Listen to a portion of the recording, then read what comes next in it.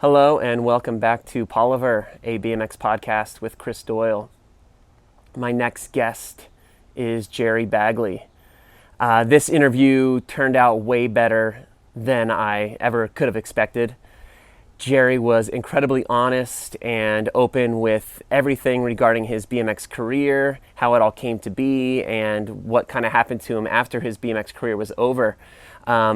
There were certain parts of Jerry's story that I wasn't even going to ask him about because I didn't want to, bring up bad memories or embarrass him in any kind of way.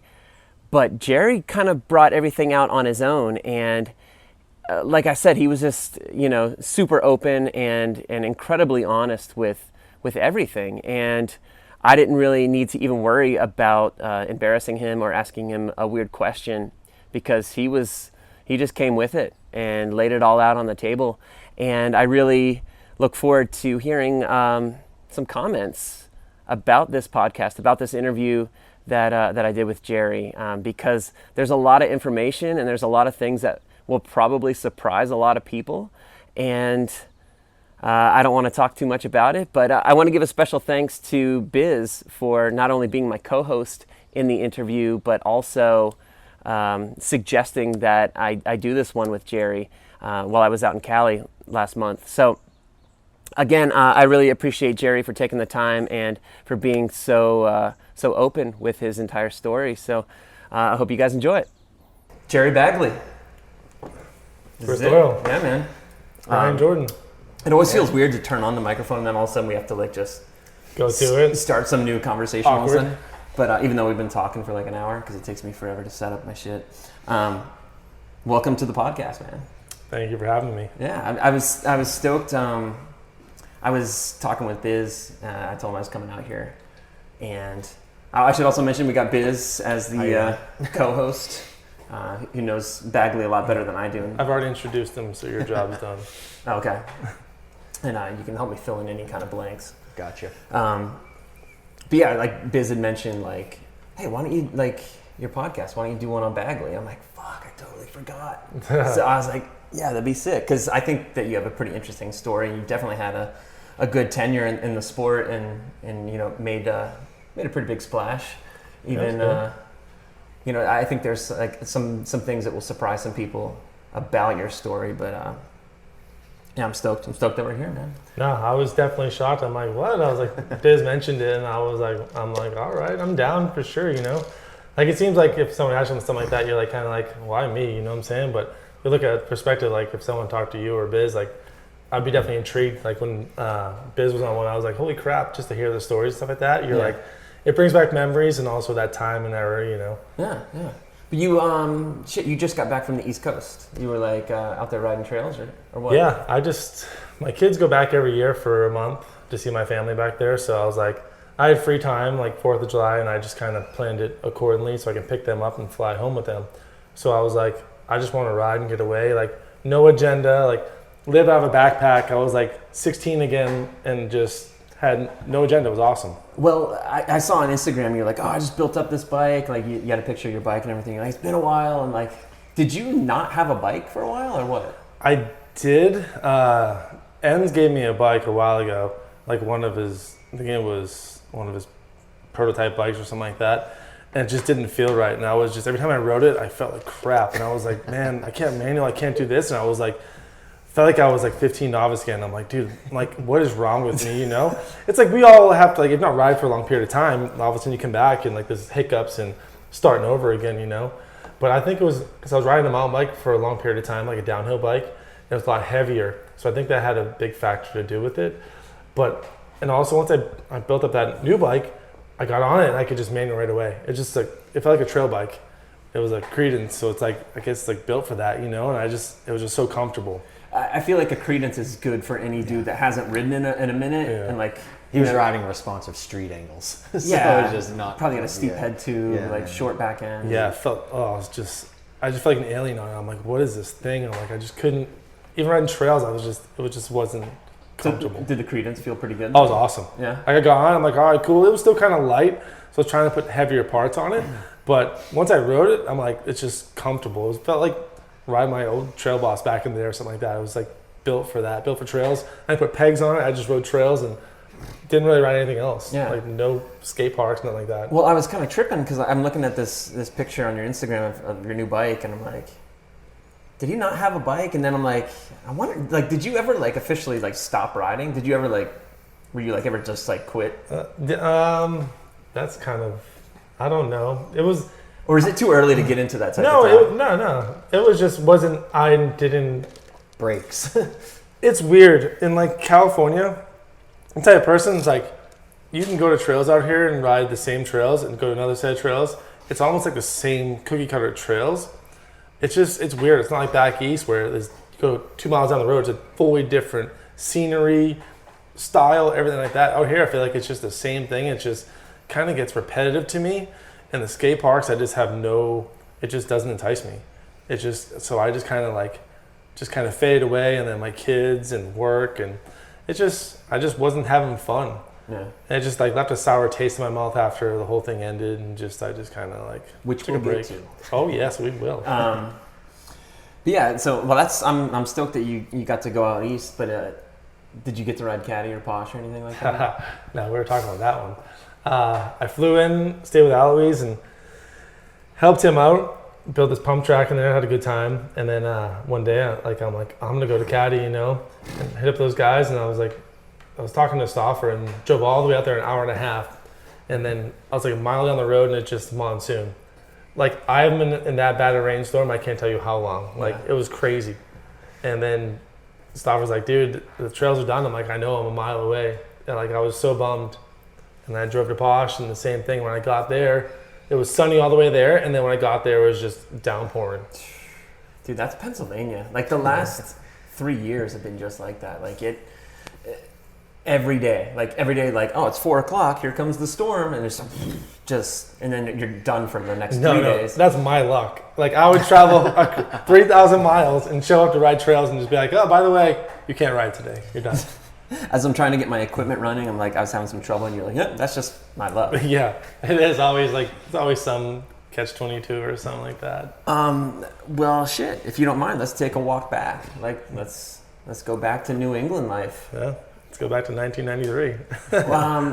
You're from North Reading, Massachusetts, right outside of Boston. What was some of your first introduction to riding? So pretty much I found a bike in the gutter. It was a Mongoose. It was like one, I forget, it was like the original one. Like I just seen like they're doing like the Mongoose, the Stranger Thing ones. It was like that identical one. And that was my first bike. And I found it and I just started riding. Like, and it was weird. Like my brother was a skateboarder, and I was trying to emulate him to be a skateboarder too, and just try to like follow him and his friends around, and I just sucked on a skateboard. I was horrible. And like riding was just fun to me. It was came to me a lot easier, I can get around faster. It just wasn't as hard to learn things or do things or ride wheelies or whatever, It was just people gravitate to different things, and I just gravitated to that. Well, you were a pretty big deal in BMX, but your brother also became a pretty big deal in skateboarding, and he's on like the biggest podcast in the world now. And crazy. Roger. Yeah. Roger Bagley. Yeah, he's been skating forever. Like he would always go in the city, and then he's running like one of the biggest skate shops in the city called Positive. That thing just blew up quick, and it seems like whatever he's been involved with is always kind of skyrocketed, and he's always got the shit end of the stick, and just it would just fall off, and he would get screwed, But it's good to see him doing really well in it, having fun doing it, and it's cool.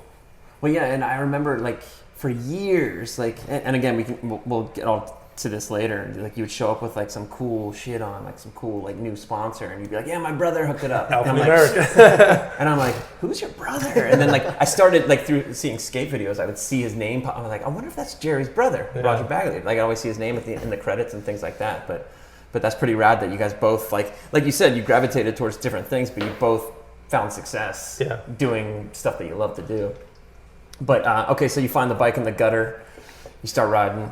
And then I ride with this kid his name was Kevin Larkin. I still remember this day, 'cause he's the one that introduced me to the local track we used to ride at, Wakefield.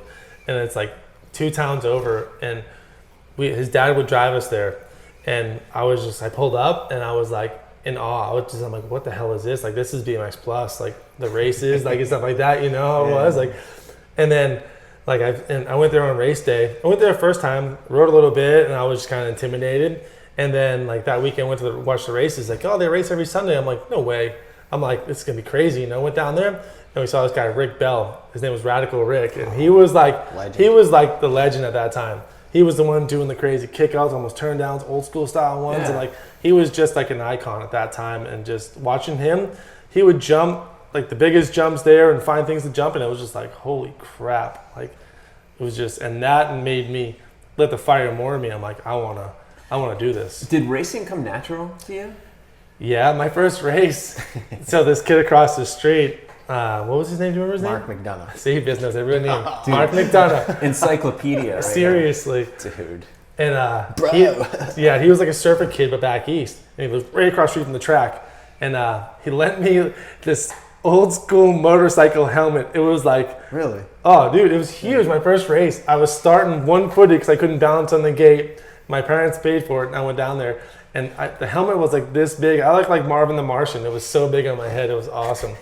And I think I raced, I think it was Mike Long. And I think I beat him that first time I've ever raced. And he was like already like novice or something like that, or almost expert. And I beat him. And I was like, he was snapping the gate. And because I rode there like in the summertime every day. Rode there, rode all day long, and rode home. You rode a BMX track all day long? All day long. Oh, wow. But that's all we had. We didn't have anything. We didn't know street. We didn't know. The only thing I had in my town was like we made flyouts, or like in the parking lot was like a cookie cutter. And it was like just a parking stall where the light towers are, in the corner where the two concrete blocks meet. I would kick the mulch into the corner and jump as far as I could. Yeah. Be like, ka-gunk, and I'd be hauling at it, you know? It's just, that's what we rode. Yeah. It's flyouts and that type of stuff. That's the best shit about being a kid, is like the shit you'll just like adapt to. You're like, oh, I want to ride my bike. This is, I'll kick some mulch onto this thing and launch it. It's nothing like it is now. Like kids like, I'm not going to build jumps. There's already a skate park down the street. Yeah. It's like so spoiled and just, entitled now. It's sad. Yeah, when I was talking with Biz last night, he was saying how you used to go away to like go to different races. So like at Wakefield BMX track, did you like just kind of become like the local badass? No, it wasn't even that. Like you were the local badass. Well, I don't know. It was just racing. Like I guess because I rode everywhere so much, and my friends like Mike Long and these other guys in Woburn, their parents were driving there. And I rode there every day because my parents were working or whatnot, you know. My parents would come pick me up at night, and I would schedule, obviously, or call them from the payphone. None of this cell phone crap, you know. Right. But it just like I just started riding more and more and more, and started learning stuff, and then the state races would come, and my parents seeing how into it I was, and they would take me to the state races, and then from the state race it'd be like a regional, and like Cape Cod, race the regional, I would do pretty good, and then they're like, wow, like this. He's into it. My parents always told me, it's like, if you get passing grades, you don't get in trouble, we'll do whatever you want. Like, we'll take you wherever you want. I've never skipped school ever in my life. I've never, like, I did best I could to, like, graduate school. I graduated and everything like that. My parents held their end of the bargain. I did too, and I was very fortunate. Were you traveling outside of Massachusetts to go to different races? Like down the East Coast or anything? Yeah, like it started just doing state races, and then the regional race would be like in Connecticut or... Where did the Diamondback come into play? Because that's how I remember you most. That's when I first met you, when you were on the Diamondback. I thought that was your first bike that you found. Yeah. No, so this kid in town, like he was like the rich kid, like kind of he's like actually 3 years older than me, like my brother's age, 4 years older. And he was hanging out with like kind of the cool kids, like the stoners and stuff like that. And he had like this Diamondback. It had 1.125" tires. Oh shit. It had like everything was chrome and red. And the thing was so badass. Like the first day I blew out the tires because I would just jump to flat. Like that's all we did and that's all we knew, you know? And that was my second, like my real first bike I ever had that we bought from him. My dad bought from him. Yeah, that was my And I was like, and I started changing all the parts out because I'd be, every probably month or two, I'd be raking the forks out. Like back in the day, like you'd have to change out your forks all the time or your headsets or do what you had to do. But yeah, that was my first like legit bike when I met you guys. Yeah. How old were you guys when you guys met? Dude, I must have been 12. You must have been 14 probably. Or something. Yeah, because you would come down with your brother. Yeah.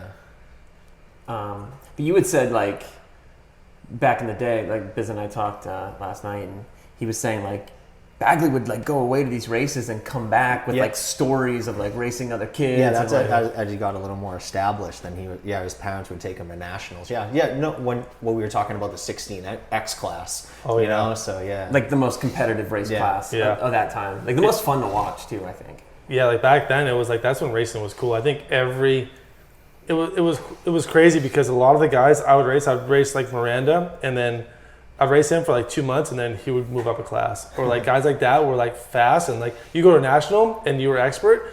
It was like I won like US #1 novice, like US Open novice. It was funny, you know what I'm saying? Looking back, and I was like, oh, cool, you know, like I'd always joke with my friend Justin Lopes about it. He's like, oh, #1 nov, I should have beat you, and you were smoking cigarettes and you're racing me and stuff like that. Like, I was still in high school, just an idiot kid, like, different life in high school. Then all of a sudden, outside of high school, I was, like, riding bikes all day long because it wasn't cool then, you know? Yeah. So, what trails would you guys have? Obviously, you guys were riding trails back then, too. Yeah, all the ones racing I told you about. And well, we didn't really have trails after that bike. It was mostly bike track. Dude, we were at the track for years. Yeah, we rode the track for a good solid maybe 6-7 years, huh? That's all we rode. Like probably 3 or 4. Yeah, 3, and then And then like I forget where I seen it, but I found this spot. It was like a sandbox pretty much. Yeah. And I started building jumps there. And who was it? You or someone else? Like, that ain't gonna work doing these jumps back to back. I told this story last night. Yeah. When you were trying to build a rhythm section? Yeah. Okay. I was like, yeah.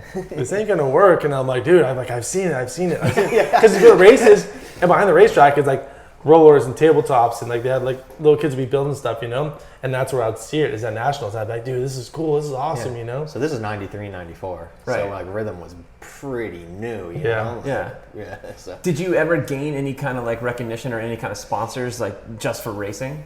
Yeah, like it'd be like the local, like the first one I always wanted to ride for was like this Wakefield Schwinn, the town that the bike track was in. And like they never really did anything. He was just kind of like, oh, local bike shop. He's like, oh, I don't care about this stuff, you know, just never really helped out. But there was some guys in Rhode Island that had a bike shop and like hooked me up, like just gave me bike parts or something like that, or just mostly a jersey. And that's what you would do back in the day. Like, here's a jersey, you're sponsored. You're like, this is all it is, you know, like you buy your leathers, but I'll give you a jersey. Gotcha. But there was multiple teams like doing that. And then I think like the first time I really got hooked up was when I got Wakefield Schwinn. Our friend Sean Tuff started working there. And then he finally established a team. It was like Wakefield Schwinn, and then Schwinn, like, I bought a Schwinn aluminum when they first came out, and then the rep there finally, like, I think when I broke one, he gave me another one. Like, I cracked the down tube, and then he gave me another one. And I was like, holy crap, like, this is, people give you stuff? I'm like, this is crazy, you know? Dude, the first time someone gives you like a bike part or a bike, dude, holy shit. I was like, no effing way. Yeah. I'm like, you can cuss on the show if you want. well, I was just it was, as a kid thinking that, I was like, holy, you know? Yeah. Gotcha. I don't want to skip too far ahead, but so forgive me if I do. Did you get sponsored by Standard for racing? Yes. Originally? Yes. So, like in 1996, when I graduated high school, like I was this guy, Bill Curtin, I can't remember his name, but he would always call his place like, hey, I have a national bike team. He's like, I want you guys to sponsor. He kept hounding Rick Moliterno, hounding him. And like he would ride like he made him make a cruiser for him. So he was riding the cruiser and he was like had the Standard jersey and stuff like that. He was like kind of co-factory, you know? And then finally he's like, ride for me. I'm like, all right, cool, no problem. And then he made, remember the Standard jersey, the blue ones, the factory ones? Oh yeah. Like the Fox leathers. Like I always wanted that. I'm like, that's the shit right there, you know? So he made a yellow one that said co-factory team. I blacked out the co in the factory. Did you? Yes. Because I'm like, fuck this. Like, I still have a yellow Standard jersey. Like, I'll have to send you a photo. You still have it? Oh, yeah. I saved all my jerseys. Well, I remember the yellow jersey. I forget what race it would have been. There was like a 19X race that was in props. Yeah. And I think you also had footage from the jumping contest. Yep. It might have been South Park. Yep, it was, yeah. But I saw this footage of you from the jumping contest. which Biz and I talked about last night as well. And but then I was like, oh, like that dude's racing in 19X. Yeah. Like, he rides for Standard? Like, because me being the nerd that I was, I knew everyone who rode for Standard. Yeah. And I'm like, who the fuck's Jerry Bagley? Because at that time, like, there was, like, you have to wait for the magazines to come out to get anything or, like, a props or something like that. And, like, I wasn't to that point yet because I was still racing and I wasn't, like, a dirt jumper yet. You know what I'm saying? I was still just a racer. Like, so I went to Florida and then I'll back up a little bit. So I rode for that national team and then Rick, I would buy frames off Rick for, like, wholesale, you know what I'm saying? So then finally, like, I would do these clinics. And remember, like, I would pay people to come to the clinic, well, people to help out. Like Alan Zell, a couple other guys would help me at the clinic. There'd be like 40 or 50 kids at a clinic at $20 a piece, and they would get a t-shirt, like $30 a piece. They would get a t-shirt. I'd buy them for Rick for like $10 each, and I would make extra money because there was so many kids, and I was like, holy crap. I'm like, and that's when I started actually realizing that I could have a little following, you know what I'm saying? It was, and that was kind of like eye-opening. I'm like, oh, well, that's actually could be something. Like, to have this many kids, I would have to split up 3 or 4 groups to do different things because there was so many kids there. Wow, and that's awesome. When racing was, like, there was a lot. Where did you do this at? Wakefield. Did you? Yeah. Like, Alan Zala would help me out. All these other guys would help me out. And I had different guys in different turns. Crazy. Teaching turns, gates, like how to jump, how to pump, and all these things. And there was so many kids. It was unreal. Damn, just giving back to the community, right? Yeah, give back my pocket too. Well, yeah. Hey, if you can make a little cash on the side. With a small profit on the side. Yeah, well, shit, being 16, 17, 18 years old, it's like, actually, that was around 18 because that's when I came back from. So, backpedal again. So after that, John Mall called me, and then he's like, hey, do you want to go to Florida with me? I have an apartment. And he's like, me, Rotundo, and then Tagurda, I think, like that. And I'm like, dude, no, I'm going to California. I'm going to California. It was always the dream because we'd see it in BMX Plus, like Sheep Hills. Yeah. The toilet bowl of California, as Daryl Nutt said it the other day. But and then my mom went to a psychic, and then she was like, well, the psychic told me you're going to Florida. And I'm like, yeah, right. Dude, no lie. My mom comes back, tells me that, and I'm like, you're tripping. And then a couple days later, Maul called me. He's like, hey, you want to go to Florida? Oh, shit. And I'm like, bullshit. Like, I'm getting chills right now thinking about it. It was insane. And that's when I graduated school. It was wintertime. And Maul's like, yeah, let's get out of here. And that's when that whole South Shore was going off and everything. That's when BMX was like scum, and that's when it started coming and it got really big. Okay. Jerry's mom with the psychic. We were driving by a psychic today. And it's this one in like right outside. It's Costa Mesa, Newport. Yeah. And you're like, how does a place like that stay in business? They got the best real estate. And like, who's going to the psychic? Dude, Bagley's mom. well, she doesn't go anymore. It's crazy. Like she would go, but she wouldn't go all the time. It would just be like spontaneous. Yeah. And like seriously, it was so weird. It was like I would say like 25 out of the 75% was came to be true. And I was like, holy shit, when she told me that, and then Maul called me, and I'm like, no fucking way. Wow. I'm like, all right, looks like I'm going to Florida. Yeah. Packed up my little Honda, and then left for Florida. Drove down there. Damn. Yeah. And this is when you were like sponsored by Stanley. Yeah, I was co-sponsored. And then, so we get down there, we're riding. I'm riding like Badlands, Stonehenge. And remember Stonehenge had the crazy bowls and stuff like that? And I would sit there and pump that bowl for hours and hours and hours, and those guys ride the mini ramp and whatnot. But and then I found some trails because I would go to the bike track, and I would ride with like Duncan and Nasty and like those Southern Florida guys. And carpet trails. Yes. Were you riding with, I don't know where I saw this footage, probably in one of Cookie's videos or something. Were you riding with like Abadessa? Eric Abadessa as well? I used to live on the street from him. So we'd go to the track and ride together, and I would take it. He would go to the skate park, but he wouldn't really ride. And I would ride the track with him, and he'd come to the skate park with me. So I kind of introduced him to come to the skate park a bunch, and it actually helped his riding, and me riding with him at the track helped me out. I wasn't anywhere near being pro, but like those guys were fast in Florida, and like I couldn't hang in Florida because those guys were just that's like factory.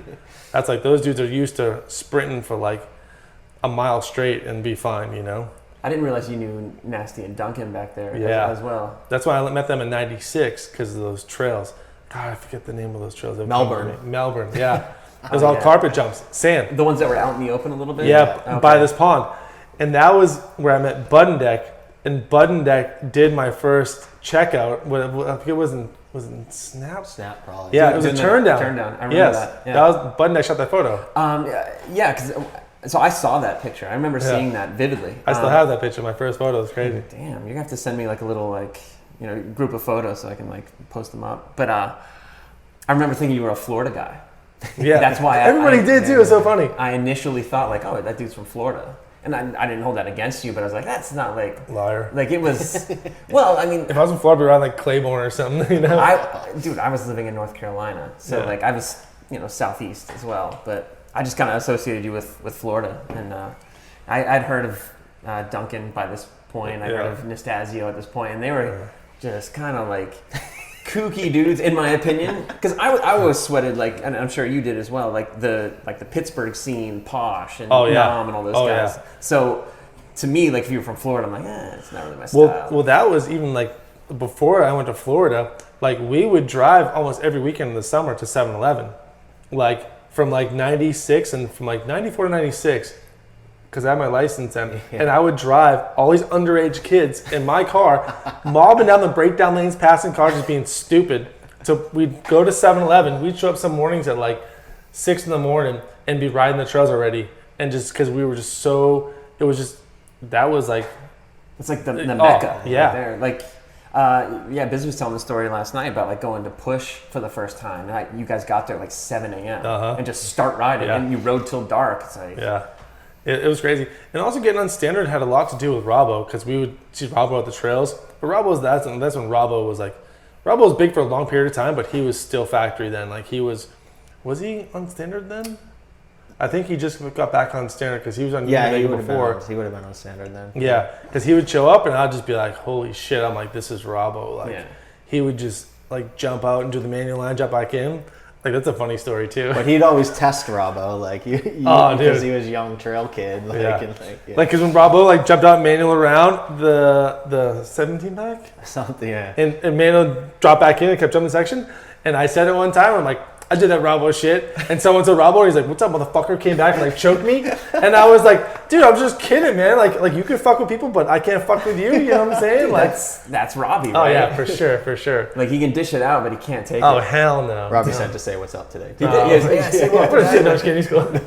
But and even you mentioned, I should do one on Robbie as well. But like, and it's funny, we're trying to leave the skate park, and he's just like telling us stories about like 7-Eleven. Like it's the best. Oh dude, man, I could put the all this shit on him and just walk away and just let him talk as long as he wants. That'd be awesome. But I always lost track of like Robbie's career. It was like Univega, DK, Standard, or maybe it was like DK, then Univega, then Standard. It's crazy. Like I love Instagram now to see all the old photos, like the Auburn days of him doing like a Leary or something like that, and just seeing that, I'm like, damn, like that's like that made me. I remember that brings me back to being a kid and looking at it and be like, wow, like BMX is awesome. Like that was cool. Like, but going back to the Florida thing, like you went that whole winter, and then you came back, I think, on full factory standard, like from that trip, and we were like, what the fuck? Yeah. Like, well, because Molotov came down. There was a DK. Was it a DK concert there? Contest? Yeah, but I didn't enter that one because they started from the roll, and that's what BF won that one. Of course. When they got on Twin. The single. He won everything. It was right by the starting hill and right to the right by the announcement. I remember that. And he would just come up like, oh, whatever, man, I'll fucking win double A and win this. Like, it's like, damn, dude. Like, he was my idol forever. Like, because the racing, like, I love racing. I love just going fast and trying to pass people because I didn't have the best gait or best power, but just I could pump anything hard because we rode fucking sand for our whole life and just garbage ass jumps, you know? Right, yeah.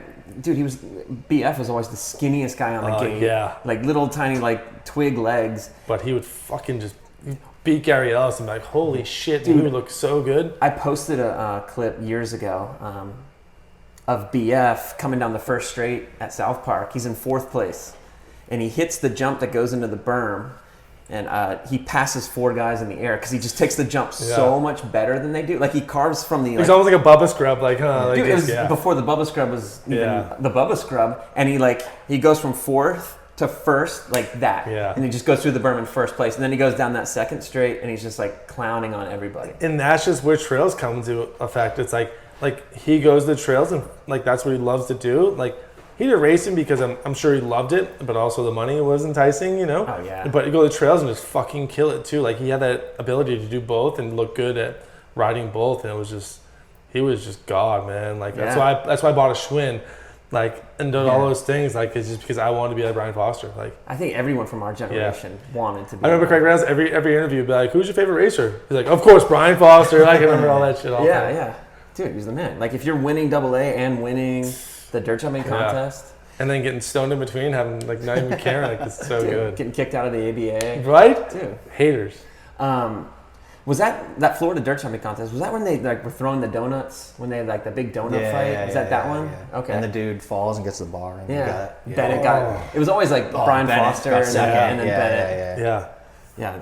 It's funny, at that time we never really went to Pittsburgh or that area, so we never really met those guys.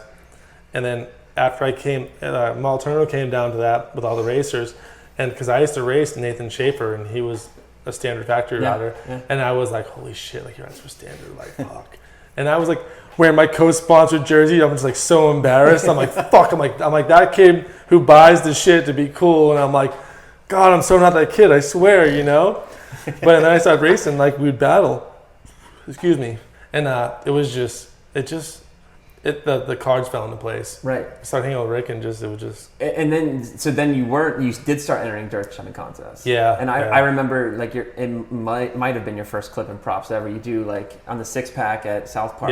Yep. Bar spin on the second set, turn down on the third. I was X up in the first one. They were like, why you even X up the first one? It's not counting. And I'm like, I just do it anyway. They built a jump, but it wasn't count. Yeah. Oh, wow. They didn't count it either. My first contest was at Christmas Classic one year, and I fucking choked. I was so scared, so scared. Was it a single? Yep. The Ardeline one, no footer bar, no footer. Yeah. I remember seeing that. Dude, Ardeline was like the best dirt jumper in the world. Dude, seriously. Fuck. Well, realistically, I mean, BF was, but shit. All right, we're done. I'll see you later. Thanks for coming. Yeah. So you're on standard, like. The standard army starts to get built. It's like you and Tara, Punjab, Ground Chuck. But before that, it was Lucky. It was Sandy. It was Joe. Yeah. It was those guys. Like that was standard. To me, it wasn't like it was the changing of the. It was standard 2.0. Changing of the guards. I fully remember that, and I remember. I watched Style Cats religiously. Yeah. And when all those dudes left standard, like. You know, Frymouth left, Joe left, like all these people left. I was like, standard's never gonna be cool again. Yeah, oh yeah. Like, but then came this like new wave of, I guess you guys were, I'll call you kids. Oh yeah, but it was like I said, you and Tara, Punjab, Ground Shock. It's like, whoa, standard's pretty cool again. Like, and you guys had this like aesthetic that was like camo, and it was like. Kind of military style. That was like my first standard jersey. Was that South Park where it was like the shift. Like big old like motocross baggy pants and like had like the gray jersey. I still have one of those too. Damn. Like I think I have a short sleeve one and a long sleeve one. I gave it to the auction. Yeah, the auction. So at what point did you kind of just drop off the racing scene and you just like focused on like dirt contests and riding trails and filming? I think it was pretty much after South Park. South Park was really the eye opener. That was when I really met, like, I think that was like one of the real first trips out was with that 6-pack. Was that really one of our first trips out to Pennsylvania? Yeah, that was because that's my first time met Isaac. That was the year we rode Push. And the first time I met Isaac, and I was like, holy shit, that's Isaac McRae. Yeah. Because I seen 1201, I'm like, and then he was just like, during the contest, he was a judge, and every time I do a run, and he'd be like, a 2. Like just fucking around me, but he wasn't doing that. He was just doing the fuck with me, and I'm like, they just hold shit over the thing because it was like UGP plates. Like, oh, you get a fucking 2, you get a 9. Every time I'm like, what the fuck? I'm like, look at the fucking asshole. He thought those were the real score, and I was because I was so nervous. I was like, dude, I'm like, he's like a team member. I'm like, he's fucking Isaac. You know what I'm saying? Like, it's just like him, Bennett, and those guys, Punjab, and Sting, all those guys. Like, they were like just up here, and we were like down here. It seemed like, you know, just because they were always in Trend magazine and all that stuff, and they were always around like props and everything, you know, just all the cool videos. What was the length of time that you were actually on standard as like as like a full I like? think it was like 96 to 98 or 99. No. Oh, that's Co-Factory. Hold on. I Yeah, remember when you had the real jersey. I think it was like 96 when I graduated. So that was pretty much 97 after that. So it was 97 to almost like 99, I believe. Yeah. Okay, so a good 2-year stand. Yeah. It seemed like so much longer. Dude, Yeah. looking back, Like, yeah, it seemed like seriously 5 years. yeah. It was Looking like- back, it was seems like- like it would have been like 5. Every fucking kid wrote a standard too. Dude. In Massachusetts. I would buy them from Rick and just be like the middleman for people and like sell them for full price for him and send him the money and not make a fucking dime. Everyone on the East Coast wrote a standard. Standard Army. Oh, I Standard like- Army shirts, dude. I had 3 of them. Yeah. So my first contest was in, and technically it was 97. It was the 97 Christmas Classic. Yep. And the Standard Army was like in full force. Oh, yeah, And yeah. I'm like this intimidated kid, and With the jersey on. I hate. No one knows who you are. Well, Yeah. nevertheless, like I'm with all my heroes. You know, similar to we talked about meeting our heroes and everything. I'm like, oh my god, there's like this guy, and I remember the Standard Army was like, you guys were fucking army. Well, And all the hecklers, everybody's talking shit. Like Dude. that was everybody just talk shit. I'm from North Carolina. Everyone's super nice, and like It was him and Barrett, just like super nice, just quiet. I'm like geeking out over everyone. Like Robbie throws me an elbow, doesn't know who I am. Yeah, Like, just go away, kid. I got in Robbie's way, and he's like, "Get out of the way, Kent!" And I'm just like, dude, straight up called me Kent. And so he goes, "Get out of the way, Kent!" And then he backs up, and it's all you guys. It's you and Tara Oh, man. and John Chuck, and you guys are all just laughing. And I'm like, No shit. fuck, I hate Standard. I hate what they're about. But at the same time, I sweated all you guys. Like Punjab was like my favorite bike rider of all time. Dude, hell yeah. But yeah, I just thought I'd share that story. Like, It's funny. It's funny with Robbie. He'll remember everybody. He'll be like, "Oh yeah, I met you this year. What's up?" And I'm like, "Holy shit! How does he remember everything?" Yeah. He remembers everybody. That's one. I mean, that's, you know, you look at how many, every kid at the skate park today was on a cult.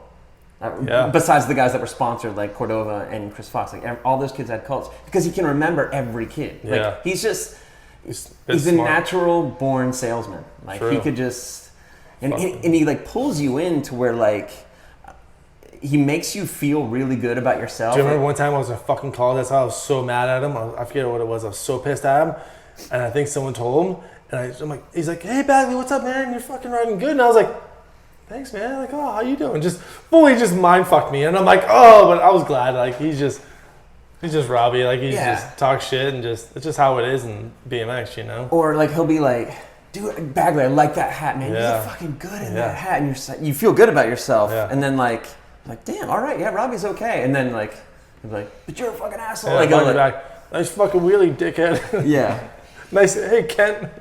dude, call me Kent in front of my heroes. I'm just like, damn. Happens. Now I have to make it. I have, Yeah, have to right? make something myself. Yeah. So, and then you had the part in Domination as well. And I think that was like the pinnacle of like the Standard Army was like that video. Because to me, I watched that video every day after school. Dude. And again, it was that same team, like even like Brendan Brown and yourself. Well, and, he was at home and he had the whole Standard Army show up at the house, and I was like, he's like, "Come over," and I was like, I was fucking sweating it so bad, and I pull up and Punjab comes walking out, and I'm just like, what the fuck? Yeah. Like tripping. Did you go to the AC/DC song? Yeah, and then they went filming in Boston. I didn't and even. stuff. PP chose that song. I was so mad. I'm like, what the fuck? I was hip hop. You know what I'm saying? Yeah, totally. Like we'd ride Rampage and listen to Wu-Tang all fucking on repeat. The double disc. You had a really sick clip in there. Like I said, I watched this video religiously. You did a tabletop and you hit the branch of a tree. It's like, and That was Oak Park, huh? was it Oak Park? yeah, I thought it was yeah. 7-Eleven. I didn't really know Oak the Park, difference. yeah. Oak Park was in the woods. Okay. Do you and Malterna still have a good relationship? Do you talk to him much? Yeah, I don't really talk to him. I'm like, "Hey, buddy, how's it going on?" But that kind of ended like it was just like now we're cool, of course. Like, hey, I see him like, "Hey, what's up?" It's just as you get older, you know, you realize you. But that ended. It was Jim Rainster was at my house, and I think who else was there, and I was pretty much to that point. Like we started getting paid. It was like me, Punjab, Isaac started getting paid. It was like $500 a month. Back then I was like, holy shit, like that was a lot of money. And I was like, fuck, it was $500 or $250. I forget what it was. Probably $250. Yeah. but he paid 1 month, wouldn't pay the next month and all this shit. And I was getting like offers to try people. And I'm like, fuck, I don't know what to do. And then like he was just, Well, because at this point you're like making every final pretty much. Like you're and now television is coming in. You're getting TV time. Yeah. So like other brands are seeing you as like being valuable. Like But it wasn't even that in my eyes. That was the furthest thing from my eyes. And it's like that's when BMX was my life. Like I ate, slept, bled it. Like that's what we did every day. Like I didn't have sex till I was 18 because I rode a bike every day. That's all I did. Like legit. Like that was my life. Like I'd hang out with my friends. I'd go pick him up. I would drive to his house out of the way, pick him up, and we'd drive to Long Island to ride trails all weekend long. Race back on Sunday. I'd go back to school on Monday. Like my life was a bicycle. Yeah. And it's like because I loved it. Like it was my heart.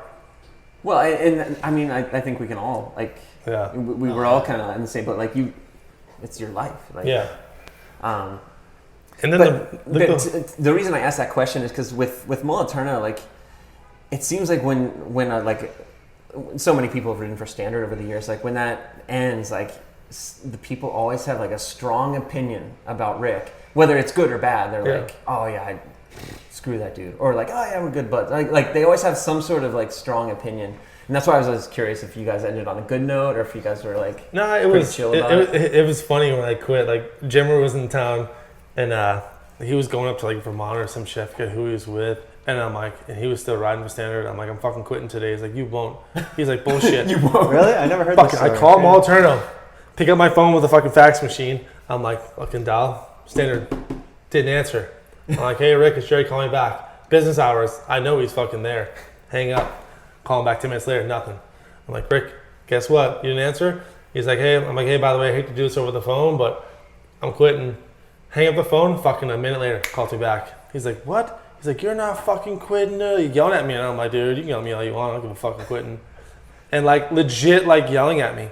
And I'm like, dude, I'm sorry, man. And then all of a sudden, I'm like, I don't give a shit. And then all of a sudden he just changed, like, man, that sucks. Are you sure? Just like light switch. Like, I think he knew because I was serious. Like, you couldn't like hold your thumb over my head the whole time. You know what I'm saying? Like, and I think that's what a part of it was, or I could maybe, I don't know. I think if you ask other riders or like if you ask Joe or something like that, it feels like Rick is bad motherfucker riding in general. Just, he's a brick shit house and he's still like, he's intimidating. Oh yeah, totally. And I think he was like that with a lot of the guys, and like a lot of guys felt like they couldn't really move up anymore. You know what I'm saying? They were just stuck at that plateau, maybe money wise, like because some checks wouldn't come, and I'm like, oh, whatever, no big deal. It's like, oh, and just wouldn't pay you, and I understand being a businessman, shit happens, and maybe he got too far out of his means to pay a bunch of guys or something like that. I don't know, but I was just kind of like, all right, cool. I'm done, like time to kind of move on, you know what I'm saying? I don't think it's going to go anywhere else because I can't fly to contests. I can't do this, I'm driving myself, which is fine because no big deal, but I wanted to go further. I wanted to go West Coast. I wanted to go here. But I think before I quit is when we did the Exit 63 tour. Okay. And that's when I finally made it out West Coast, and that's when Terra got all the ads and Punjab got all the ads. I'm like, oh, cool. I'm like, okay. I'm like, when am I next, And then that's when I got the poster. But I never like voiced that opinion. I never like, what the fuck? Everybody's getting ads and I'm not getting shit. I felt like kind of like the outcast in a sense because I was like in Massachusetts and there was only one kid in Massachusetts that was actually factory sponsored, and it was like a fucking 13-year-old, like Patrick McLaughlin, remember? I think he rode for Coca-Cola or like some national team. Like he was a fast kid. Oh wow, that name just But like there was no one was really sponsored in that area. No one at all. Yeah. Now, when you were quitting Standard, was the Mosh thing like even talked about? Was it on the table? No, I had nothing. So how much time passed between Standard and Mosh? I think Bennett was there too because I went outside and I wrapped a fucking shield sticker on my top tube. Remember how Bennett would put the big shield sticker wrapped on my bike? I always wanted that so bad. I'm like, fucking, like that shield sticker is badass, you know? And I wrapped it around my bike and I was like, fuck yeah. And that's why I quit. All the Standard stickers threw away, all my fucking, I saved all my jerseys, but all the shirts, I was like, gave it to my cousins and people were like, I don't probably care, Yeah. And then I think that's when I left and drove back with Bennett and Marvin. Remember? I think Marvin and Bennett were there too. No, was that when you quit? Damn, crazy. Yeah, I think because I remember I put a sticker on my bike and I drove back with Marvin and Bennett back to Titusville. Did you drive? Actually, no, to 7-Eleven. No, because we drove from Titusville 2 7-Eleven jams. Yes, I'm and sorry. then from the 7-Eleven jam to your house in North Reading, and then Marvin and Bennett stayed there. Yeah. Oh, geez. Okay. Yeah, it was crazy. It was so random. It was like crazy. Yeah, I mean, I haven't heard that name, that Marvin Law name in a long time. I've seen him at the S&M jam. Yeah. Oh, yeah. About last year? Yeah. It's like 2 years ago. Yeah. That's not surprising. Damn, I didn't know that. No, you didn't quit on that one, though. No, okay. I'm sorry. But that's when I think I had a sticker. I put the sticker Probably, on the top too. Yeah, just joking. But you don't remember like how much time passed in between? Yeah. I was without them probably for like almost a year, because when I quit them, I think I flew to California because I met Butler and all them, and I flew out. And Butler's like, yeah, I'll pick you up at the airport, no problem. My flight landed at like 10 o'clock in the morning. Fucking didn't get me. Calling him, not answering.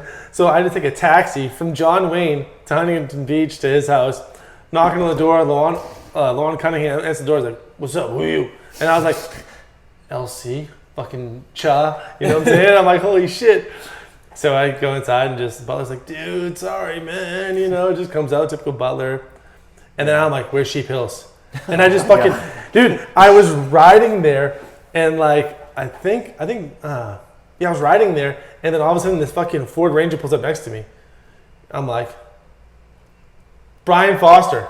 I'm like, no fucking way. He's like, what's up? I don't think he knew who I was, but I think he like, didn't know my name, but I think he recognized me from the contest and shit like that, you know?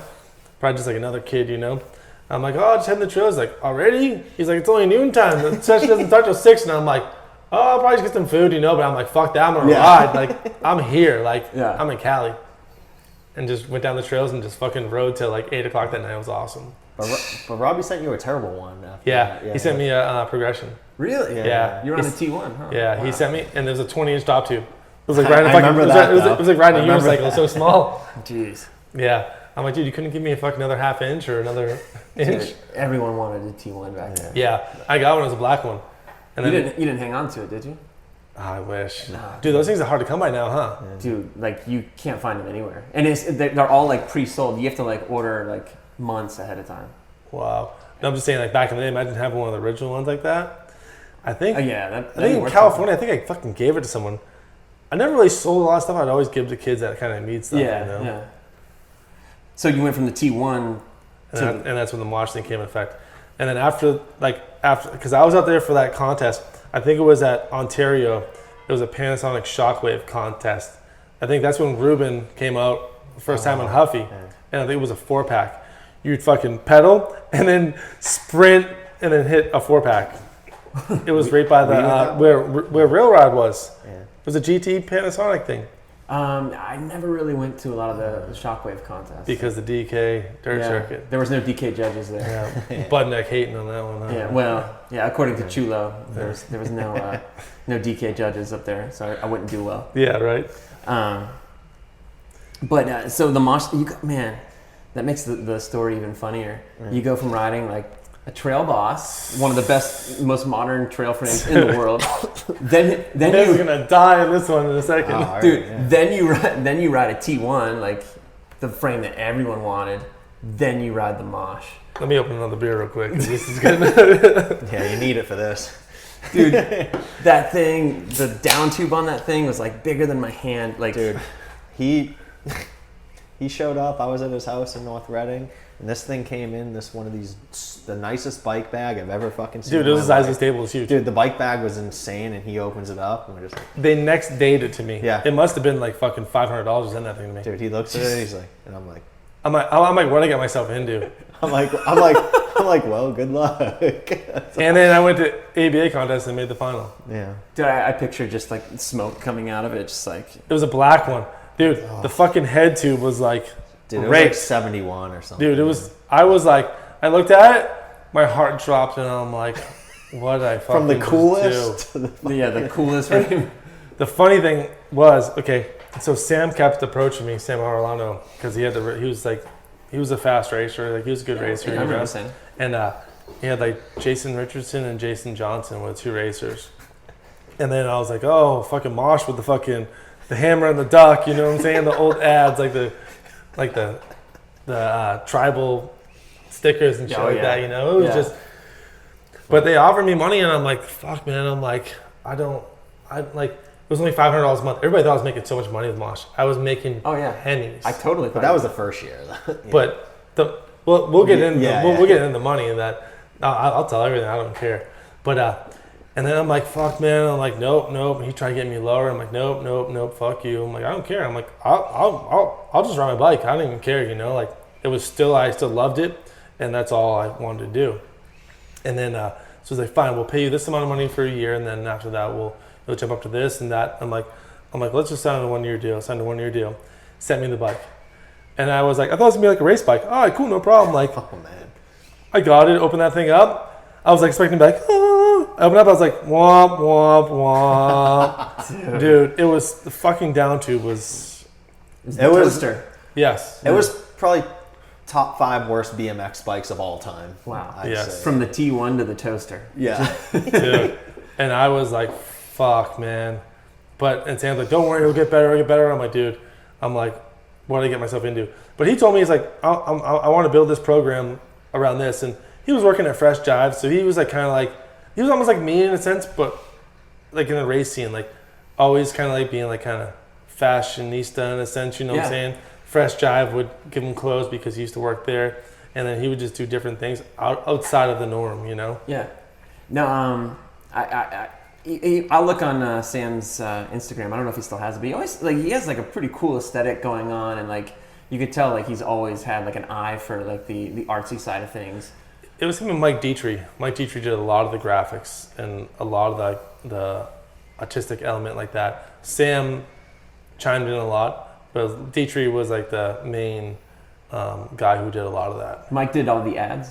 A lot of the ads, pretty much, yeah. After the duck with the hammer. Like. Yeah, he didn't do any of those. Okay. Because the ads were dope too. Like I remember for a long time, like looking through the magazine, I always thought like Mosh had like the coolest ads. I remember I started shooting all the photos on those bikes. And my second bike, I was in California. I'm like, dude, this bike fucking sucks. Told Sam, I'm like, I can't ride this thing anymore. But like, I could ride anything. I can get used to it. Like, because I just love riding. Obviously, I rode that piece of shit. I'd pedal and the cranks would almost hit the ground because there was like the bottom bracket was so low. The bike was just Dude, it was a jalopy. bad. Yeah. And it was supposedly made by like a engineer. And it's funny, like the engineer, we wound up renting his house from him. He's the one that fucking designed that thing. Oh my god. The house in Corona? Yes. Now it makes sense. Oh my Yes. gosh. And he was like mind blown that he did all this stuff, cut the bottom hole to slide the bottom bracket through, welded all this stuff. And I'm like, I didn't have the heart to be like, this thing fucking sucked. Just over-engineered. Yeah. It's just, but that was that time when Mike was coming into BMX, all that money was coming in. Yeah. And everybody's making all that money, but I was making no money. Right. And I just wanted to travel. And I had the ability to travel, and that's what... And they gave you like as a sizable travel budget then? There was no travel budget. Whatever you want to do. I would go to a contest, and like I would be like, okay, for this contest, it's in Idaho, where fucking some horse arena it is. Yeah. I'm like, I want to fly to Woodward from there. Went to Woodward. I would stay at Woodward for like a couple weeks, and the next contest would be like Pennsylvania, like a fucking car show. I would drive there with Nyquist, and like have those craziest talks on the way there with Nyquist. Yeah. And then I'd go back there and all of a sudden fly to like a contest in New York. I would go to Boston or go somewhere. I would just bounce around like a gypsy, you know? And it was like just having that ability to see the country and the world and do that stuff was worth it. You were kind of like living the nomad life then. Yeah, yeah. Huh. And then the second bike was that gold-plated one. It was like a copper-plated one. But the same bike though, right? Yeah, the same, yes. but different geometry. They finally steamed the head tube up. They raised the bottom bracket a little bit. It still sucked. Yeah. I don't remember the gold-plated bike. I just remember. I had a photo in Snap and fucking with a full face doing a one-handed X-up on this big old fucking flyout jump, full leathers, Mosh fucking quack hammer jersey with the fucking ugly-ass logo. I remember that. I still have one of those jerseys too. Jeez. Wow. Yeah, so like a lot of people will romanticize that time period. Like everyone was getting paid and like blah, blah, blah. But like you had to pay your dues. Like you had to do some ridiculous like weird shit. Alois got like what, second, third place, and all of a sudden Gary Fisher's like, here's some money. Ching, ching, ching, ching, ching. Like, yeah. Dude, he after he got on Gary Fisher, that next fall, Adam came. He's like, hey, he calls me up. He's like, I'd like to come to North Carolina for a few days. I'm like, cool. I just moved out of my parents' house. I got my own condo. I'm feeling good. And he came down, and he has like all this shit. I'm like, how long are you staying for? He's like, I don't know. I'm like, I was with him, right?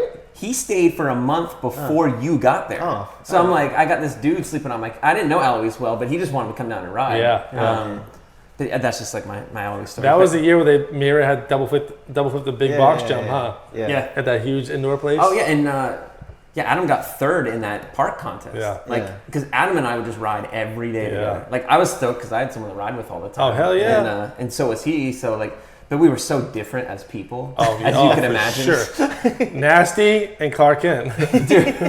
dude, for real. Like, he would like, I would like take him to the club so he could like go clubbing. And, like, so it was just like, and I'm just like sitting there on the club. Never drank a drop of alcohol in my life, and then like I'd have to take him home, and he's like puking out my window all over my truck, and I'm like, God, Eloise, how am I friends with you? Hey, I was thinking the other day, I forget who I was talking to. I'm like, it's crazy. Like, all my friends from high school I don't even talk to, but people across the country I still keep in contact with from just meeting them riding a bicycle. It's crazy. Yeah. You know what I'm saying? Like, I'm way closer. I was talking to Eloise about this. I'm way closer to someone in Pennsylvania than I am with some kid I spent 4 years of my life in school every day with. Yeah. You know what I'm saying? It's weird. Yeah. It's cool that BMX has opportunities to do that type of stuff. Yeah, fully. I mean, the experiences that you've had with so many, other pros and other people that you've ridden with. I've had a lot of bad ones. After that Mosh deal, like, I remember going to France for that Palavas. Is it Palavas? Yeah. So I go there, and then and I was supposed to stay with Behringer, and then my flight was delayed, I think, and Behringer got picked up from like Stricker and I think Crandall and those guys. He'd always talk shit, and I'd talk shit back, and it seemed like he was one of those guys who couldn't take it either. And I was just kind of like relentless. I was like, fuck you, man, you know what I'm saying? Just being like, I wasn't going to bow down to him, you know what I'm saying? I was just going to push back. And then I fucking did the contest, hit my head, maybe got like second place, and I wound up sleeping on a park bench, and those guys were just, him and Stricker, and those guys were talking so much shit, and I was fucking mad. Like, I was ready to fucking fight those guys. Yeah. I was so mad. I slept on a park bench, found a payphone, didn't sleep all night long, changed my flight and flew home the next day. I was so mad. I was supposed to stay there and ride with Behringer for the next week and just travel around. Yeah. Because I think they had S&M set it up where their rep would take them around, you know what I'm saying, or whatever distribution they had. And I was just going to piggyback with them. And it's just, I wasn't cool enough. I wasn't, because I wrote for Mosh, or I wasn't, And that's when, like, those guys were fucking dicks, straight up. Wow. And that's when Behringer Stricker started drinking a lot and started becoming an asshole. Right. But it's like, it's whatever. I wasn't the nicest person too, you know what I'm saying? So I can't really talk. Like, once money comes into effect, like, you become, like, looking back now to see who I became, it's fucking embarrassing. Oh, wow. Because, like, we'll get into it more. It's like, and then after making $500 a month, after that first year, I made like $1,000 or $1,200 a year, almost $1,500 from Mosh. $1,500 a month. Yeah. Okay. And that's a dramatic jump, and you know what I'm saying, from going from 500 to that much, you know what I'm saying. So I was making good money, and that's when they started bringing Arlene on, Marcus Wilkie, and Stroud and Heath. Yeah, Heath was the first one, and I met Heath, and I was like, what the fuck? Aiken got on Mosh then. Yeah. Well, Aiken was a little bit later. And okay. Aiken's departure from Mosh was my fault. Single-handedly. I've heard the rumors of this. And in fact, Robbie even said something about this today. He's like, oh yeah, you can, like, it was thanks to Bagley that Mikey went to fit. 110%. 110%. Just tell the story. Just, if we're here, let's just. No, I'll like I said, I'll tell it all. It wasn't, there's no story. It's just when you feel like you're bigger than you are, like I'm making all this money, like, wrote for like Alpha Numeric. They were paying like $500 a month, and I was a bike rider. It was like a skate brand. Back then, skate companies like despised on BMX. They were like, "You fucking ruin our ledges. Your guys are jokes," you know. And they were paying me, you know what I'm saying. And I was making more in photo money a month than I was in actual paycheck for them because I had so many photos, you know. Yeah, you always had a fresh Alpha Numeric. Yeah, and they would send me boxes and boxes. I would go home and just give everybody shit. Yeah. Like, here, take this. You want this? You want shoes? What do you want? Da-da-da. Like, Biz always got shoes. And always got. Like, Biz was always dressed exactly like yeah. So free shit, you know. But And then like it just money goes to your head and just get cocky. And I was really cocky. I got really ahead of myself and really I wish someone would have chipped me down. You know what I'm saying? So you said you were single-handedly responsible for him leaving, for Aiken leaving Mosh. Was it like, were you like threatened by? Oh yeah, fuck yeah! Like it's the way he rode, and Mikey has that ability, and just like he was the nicest kid too, and there was no threat at all. And he was like, first time he came and stayed with me because we were doing a photo shoot, we were doing like a trip, and then we lit up my trails. Remember that? The town hall jumps. I wasn't there, but I remember. Yeah. Well, then Mikey came and flew in. He was like, dude, he's like, I'll do anything to help your bike sales. He's like, I'm fucking stoked to be a part of this program. Da da da. And I'm like, fuck yeah, I'm like, it's awesome. Like, excuse me. And I'm like, oh cool. And then just seeing him ride, and he just Mikey was growing to be what he became, and I seen it, and I was like, I was threatened by it, and it was just kind of me, just kind of like not getting the full shine anymore, and just being a jealous asshole is what it was. You know what I'm saying? Dude, it takes a lot to own that. Oh, and I told Mikey a long time ago, and I'm like, dude, I'm sorry for that. I even apologized to him, and I'm like, I'm sorry for being that person. Like that isn't me. Like the person I became for those years, and I think that's why I kind of like once I stopped riding a bike, it was just kind of like, and I think that's why I didn't get a sponsor after Mosh, because I was an asshole. You know what I'm saying? Like cocky and just kind of. Do you think you burned a lot of bridges? Oh yeah. Well, one thing I really wanted to touch on, and this can kind of go hand in hand with the whole money thing that you're talking about. Were you the first North American athlete to ever ride for Red Bull? Mm-hmm. Dude, how gnarly is that? To think about what Red Bull is. I can't even get a fucking can of Red Bull for free now. Dude, I got Red Bull into Woodward. So when I first got on Red Bull, and this is another good story. So Sam Arellano has some sort of hookup at Red Bull in Santa Monica in this small ass place. It's almost on like Malibu border. So we go down there for a meeting and going to Red Bull, and I'm like, I'm like just drinking Red Bull. I'm just kind of nervous, and I'm like, never been in a meeting about sponsorship ever in my life. Yeah. Usually it's over the phone, like, oh no, I'll just $500 a month, whatever, you know. Yeah. So then they're like, okay. So the guy's like, how much you want? And I'm like, I don't know how much you want to pay. And Sam's looking at me like, Sam didn't say a fucking word either. You weren't helping me out, you know what I'm saying? So he's like, how about I do $500 a year for you? And I'm like, a year? Yeah, dude, no one everybody thinks I was making all this money. I wasn't making all this money. $500 a year. A year from Red Bull. I was the first rider. Well, how would you have known what they were going to become? I had no clue. Yeah. And then, so I'm like, okay, cool. I'm like, yeah, just more money. You know what I'm saying? I don't give a fuck. And then my photo incentive deal was just insane. Every minute of TV coverage, as long as I send them the video, fill out my paperwork, I was making so much fucking money just off my TV and photo incentive. It was insane. Damn. Like anytime the Red Bull helmet was on TV, I'm like, okay, I count the seconds. I would record it on a VHS tape, put it in the thing, send it to him, and I would get a fucking check. Some checks would be like, $1,000, fucking $2,000. Depends if I did good. More interviews, more money. So I always wore that helmet. Well, and that was a trip because when you showed the first time I saw you with the Red Bull helmet was at the ABA Grands, and you came rolling in, and I'm like, I'm with Wakoviak, who's my partner in crime at the time, and like, we're like, what is that fucking helmet he's wearing? And like, we're looking at it, we're like, there's two bulls like going head to head, and we're like, Jerry, what's that helmet about? And you're like, guys, it's a good deal, man. It's actually like a pretty cool deal. Like, I'm like, yeah, right, loser. Little do they know. Hey, thank God I don't have to wear that. I opened that. Actually, the guy showed up, Jim Gunning. I remember his name because he was the first guy to bring on action sports into North America, and he brought the helmet to me at the contest in Ontario. Remember that contest? It was like a 4-pack. Yeah. I think he got like second or third there. That's the first time I ever did like a double bar spin. I was wearing the helmet. I pull it. He gave me the helmet, and I'm like, another one of those. Womp womp womp. I was embarrassed to go to ride fucking Mosh, this janky ass looking bike, to all of a sudden to wearing this fucking. I look like a circus clown now with this helmet.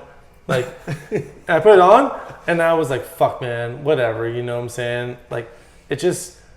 Back then, it was just because everybody was friends. We'd talk shit. Like, contests were very different. Like, you can vouch for it. Like, everybody would just talk shit. When you drop in, you keep talking shit. Yeah. And it came to the point where it wasn't fun anymore because it was so serious. But at that point, I was like, okay. And the next contest, Alan Cook shows up with a hand-painted Mountain Dew, and I'm like, yours is worse than mine now. Fuck you. It was so funny. It's just funny to think like how we, behind your back, of course, we kind of clowned on it. Of course. But then like a year, 2 years later, I was like, man, I'd love to get on Red Bull. Yeah. Like, it's still to this day, that's like, that's the holy grail of sponsorship right there. And like now it's even insane. They have their own, like Joey Brzezinski, he's a pro skater, skates for him. They have he has a medical card and goes to their doctors in Santa Monica. They have a full-blown everything there. You go to doctors, they'll do your knees, they'll do everything. As long as you're an athlete and you're producing, they'll pay for everything for you. Yeah. They're like, no big deal. Here you go. You can go wherever you want to do. Well, you want massages, you want knees, whatever you need, they'll do for you. Oh, wow.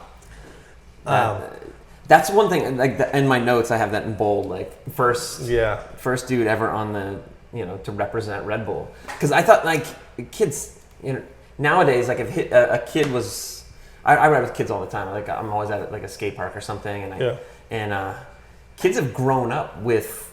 They've never not known what Red Bull is or what like Rockstar or Monster. Like that's just part of the culture now. Look, you had to plug the Rockstar. I don't ride for Rockstar anymore. Oh. So I don't have to do shit. Yeah.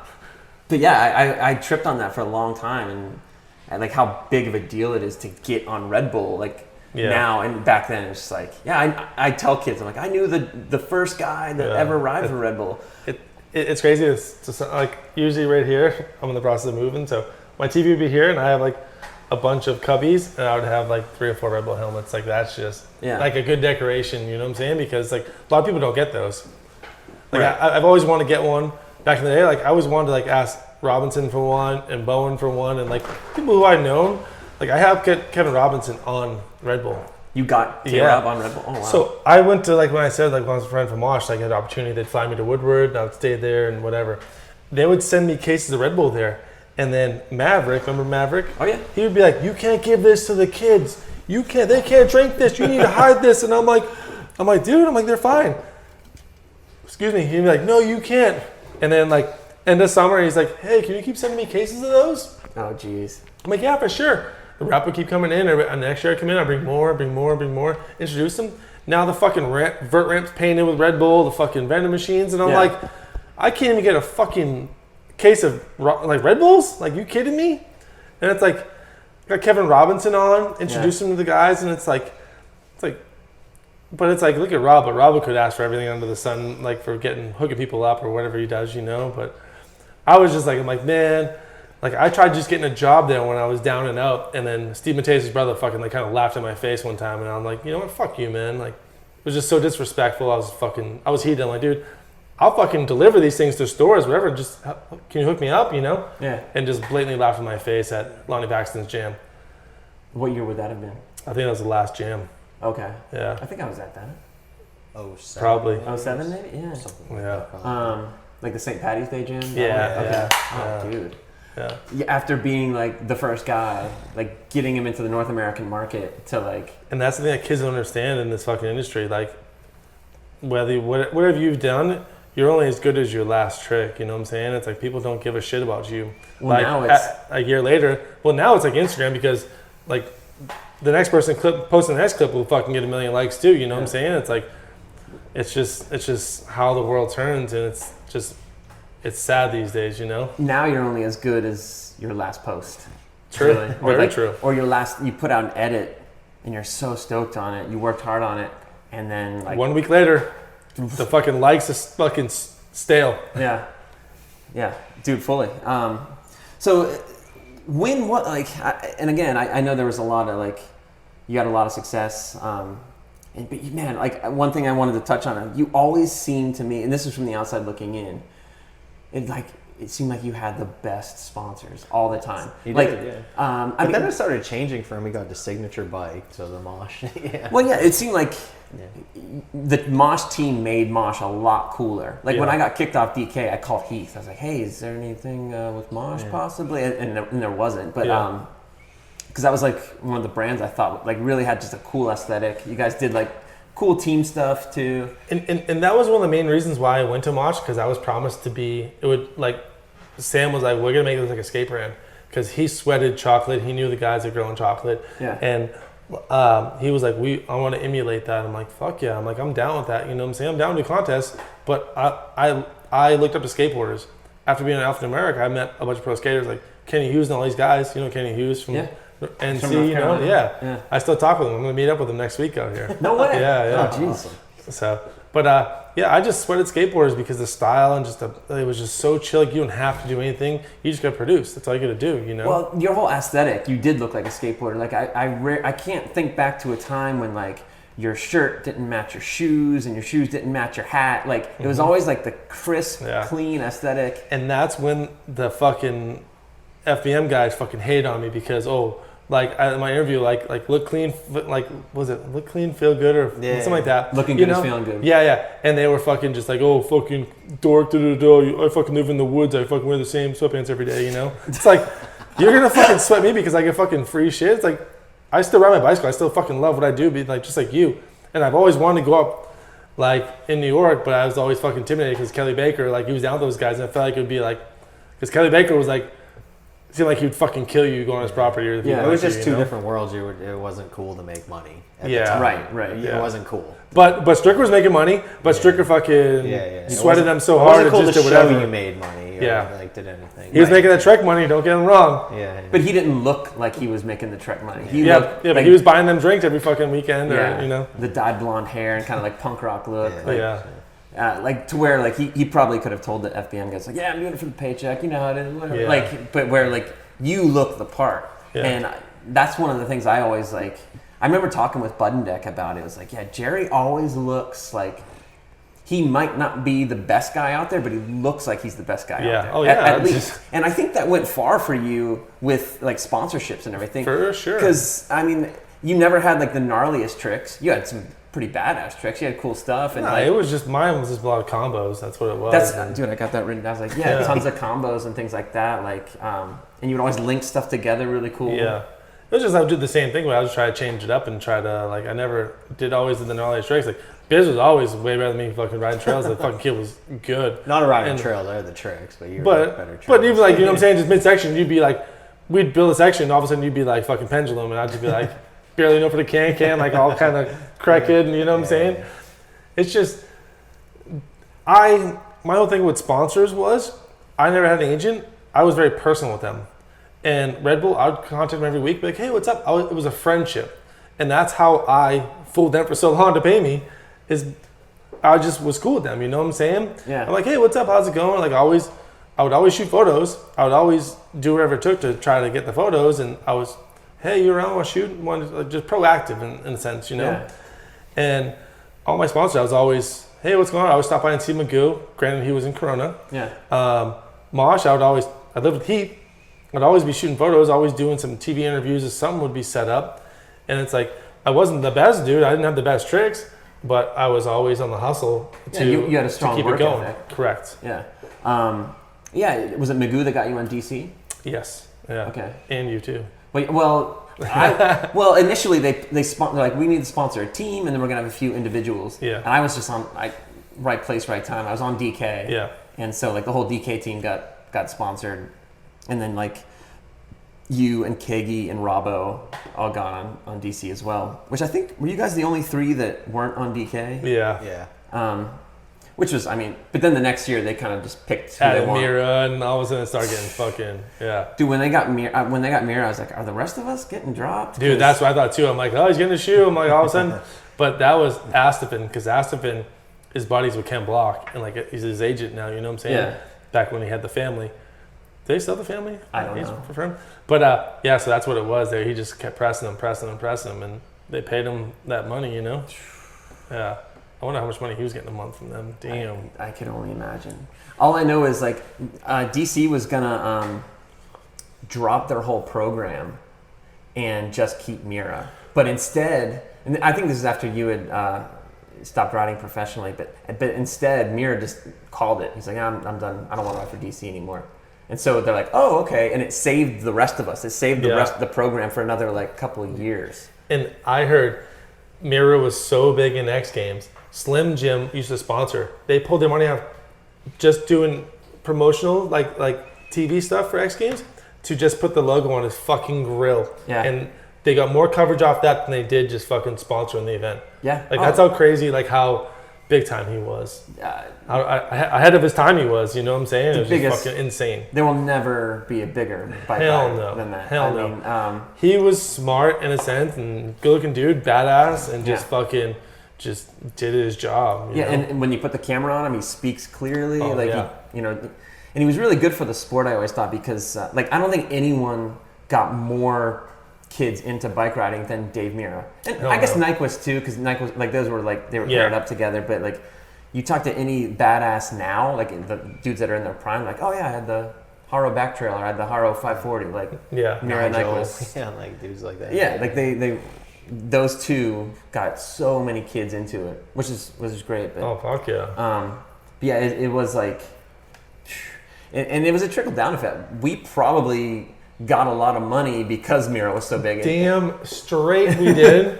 It's the same thing with Tony Hawk saving skateboarding. It's like he is our Tony Hawk. Like Hoffman is too, don't get me wrong, but Mira was more like his agent did a lot of the work, and Mira just, I mean. Mira transcended a lot better than Hoffman. Yes, did. yes. And I'm not saying either one was better than the other. It's just like as far as like being marketable, Mira was like the dude. Yeah. The video games and all that other stuff. It trickled down to all of us. He made all the money. It was like and we would just take the leftovers, no problem. He's like, hey, I'm doing a video game. I'll give you $5,000. Whatever, man, no problem. Yeah, like, cool. Confetti at the party. Yeah. Did you make money off that action figure? $5,000 flat. I was supposed to after you. It was crazy. So that was another one that me just being me. Like, went down there, they took photos.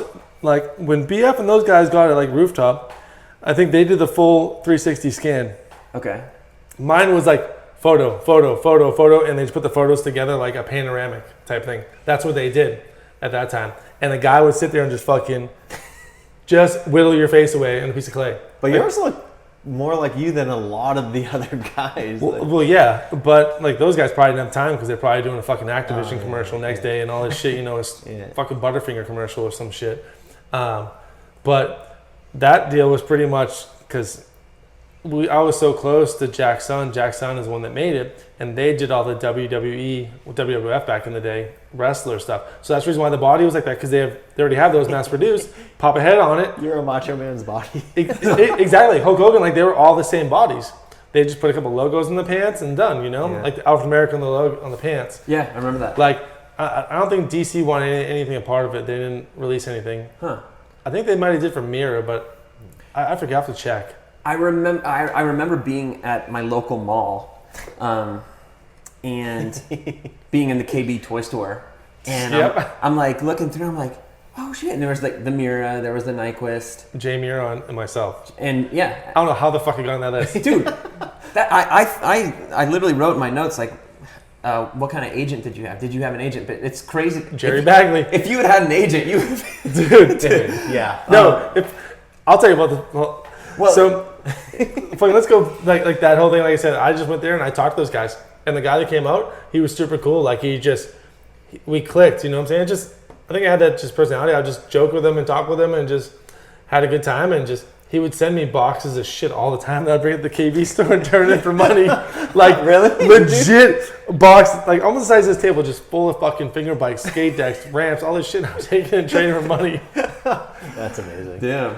But yeah, and then. I think because Sam kept pushing him, and then my box said like underwater basket weaving champion. Like Sam put some stupid ass bullshit, and like because I didn't have no accomplishments for it. I never won any like contest. Like best I ever did, I think it was like third place in like a DK. What did you get at X Games? Fourth. Yeah. Jay Miron dropped in from like fucking 75th place and got third. And it's like weird. Yeah. I'm like fuck, dude. But yeah, that was the only time I've ever like really. But I was like, hey, whatever, you know what I'm saying? I still stoked to be up. But again, the marketability of you, just from your look alone, I think was worth so much to your sponsors. Oh, hell yeah. It was just because, like I said, the work ethic, like you said it best. It was just me just shooting a lot of photos and always being in the magazine, every single magazine that came out. Yeah. And it was just like... But what you didn't get raped on was your bike royalties. Oh, no. Dude, those... Dude, yeah. that year I made a killing on that. Like I had a really good.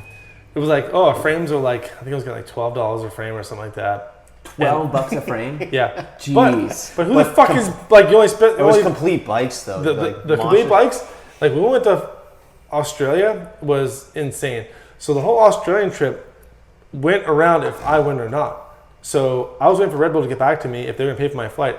Here's how Sam worked it. So Sam was kind of a cheap fuck. Well, kind of, but he was. So if I got Red Bull to pay for my flight, then he'd pay for the rest of the team to go. I'm like, you fucking dickhead. I'm like, damn. But and then we go over there, and it was like almost like watching like a skateboard like tour. Like it was like we had reps taking us around. Every shop we go to would be a bunch of kids. The fucking skate parks would be full of people. It was awesome. It was an experience. It was cool. And that's when the X Games where we met Bowen and got Bowen on Mosh and Red Bull. Bowen was riding like a fucking bike with one-piece cranks, flip, doing tabletops, but good. Like, one-piece fucking cranks. I'm like, what the fuck? I'm like, something like, no one giving you shit? He's like, nah, mate, I'm just riding this fucking bike I whittled out of the fucking wood. Like, just killing it. But yeah, and then got him, and then he started getting flow from like, I think, I'm not sure if it was Mosh over there but he got on Red Bull at that time. Red Bull Australia? Yeah. Okay. Yeah, because he was on Red Bull, like when I saw him in like 01 before he came over. Oh, he had all my sponsors. TC. He took all my sponsors and my ex-girlfriend. Like, it was like the Jerry Bagley fucking Welcome to America kid. Here you go. Like, here's Mosh, here's DC, here's... right? Man. Osiris. Oh, Osiris too? Yeah. Well, yeah, it was Osiris first, then DC. Yeah, well, that's when he was on Huffy, though. Yeah. Oh, yeah, he had like a 6-month deal Was he on on Huffy? Yeah. No, he had an X Games deal. Remember they used to pass those out if you were in X Games? Oh, They'd be yeah. like, yeah, we'll give you an X Games They would just throw you money. Did you ever get that? Someone randomly show up and be like, hey, if you wear this, I'll give you fucking this amount of money? I never got that far. I never either. I got a deal with ProTech at the X Games. Uh-huh. Like they were like seriously going to like I watched them like come down the line.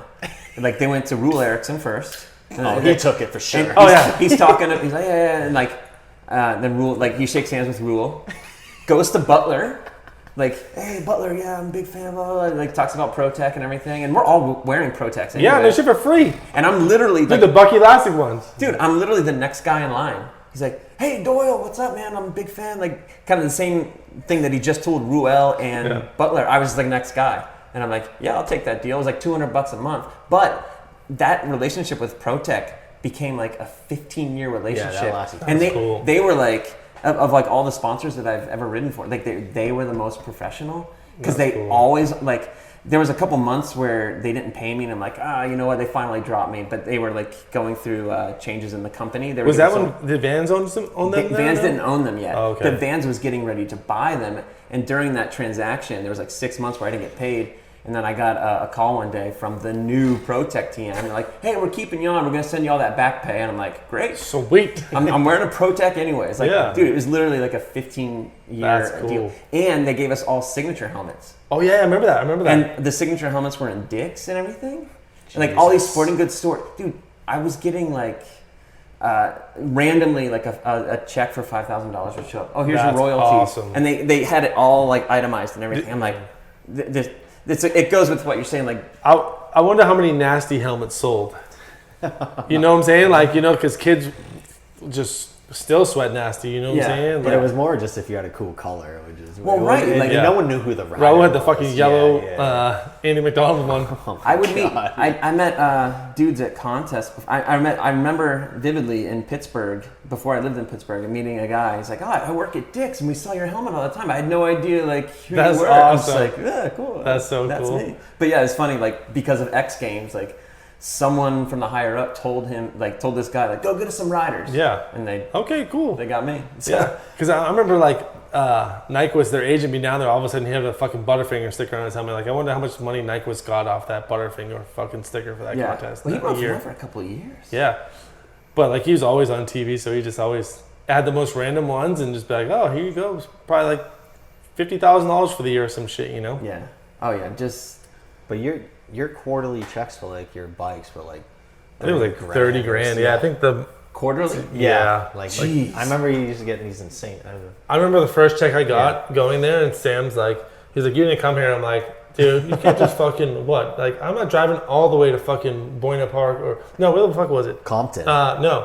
No, they moved up to Monroe, whatever that was, where Giant moved to the second time. Oh yeah, like Ventura. Yeah, Ventura, yes.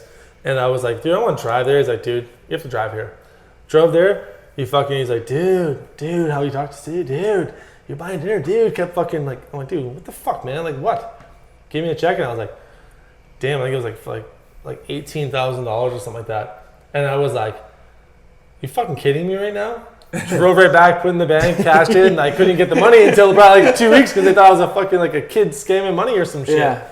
And then next check came in, it was probably like $25,000. And I was like, holy fuck.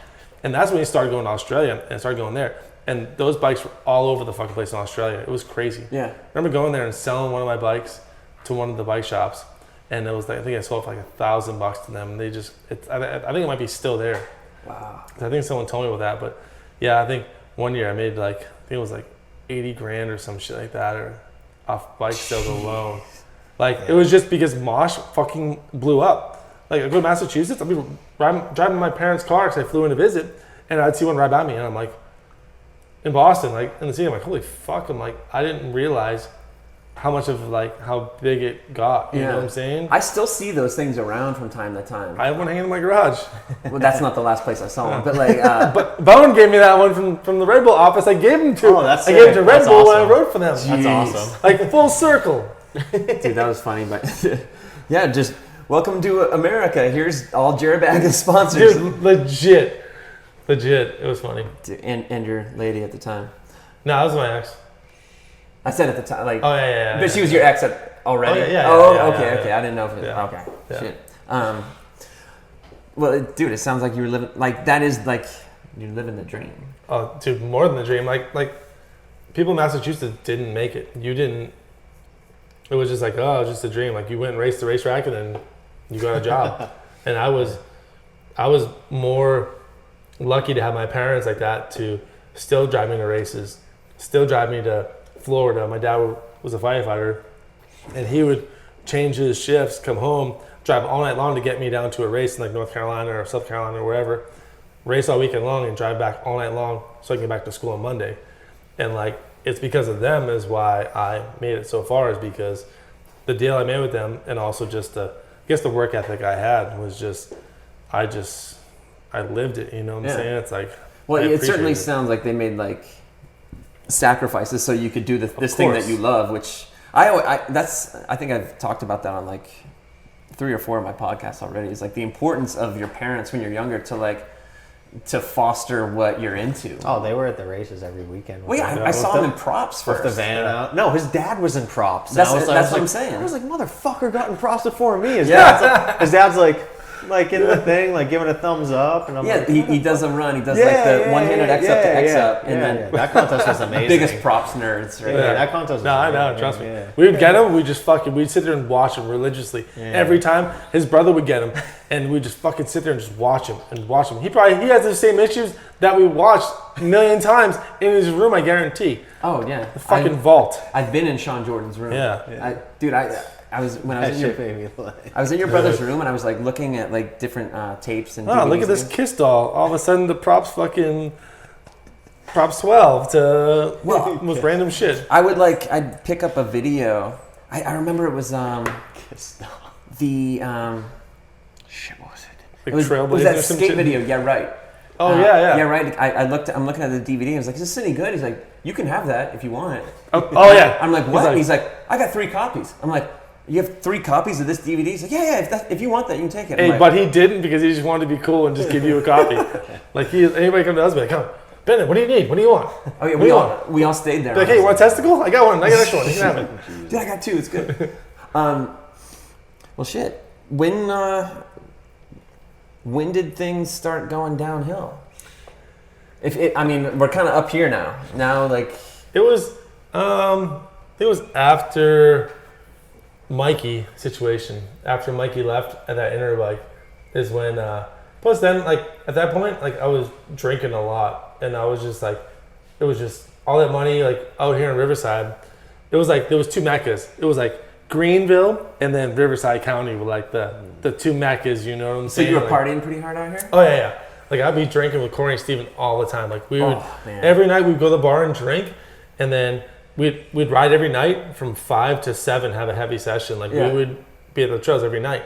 You know what I'm saying? And that's when it started becoming more of a job, was almost when I started making that money, and it was just California lifestyle. And then I bought like an Expedition, had 22s and TVs and this stuff, and it was just, that is when I started getting big for my britches and started just almost thinking like I'm invincible in the industry. You know what I'm saying? Like, oh, whatever, because everybody go to a club, free drinks, free this, free that. Yeah. Like everything is given to you, and it's like you work your whole life to be able to buy something. Now people are just giving it to you for free. It's like, it's crazy, you know?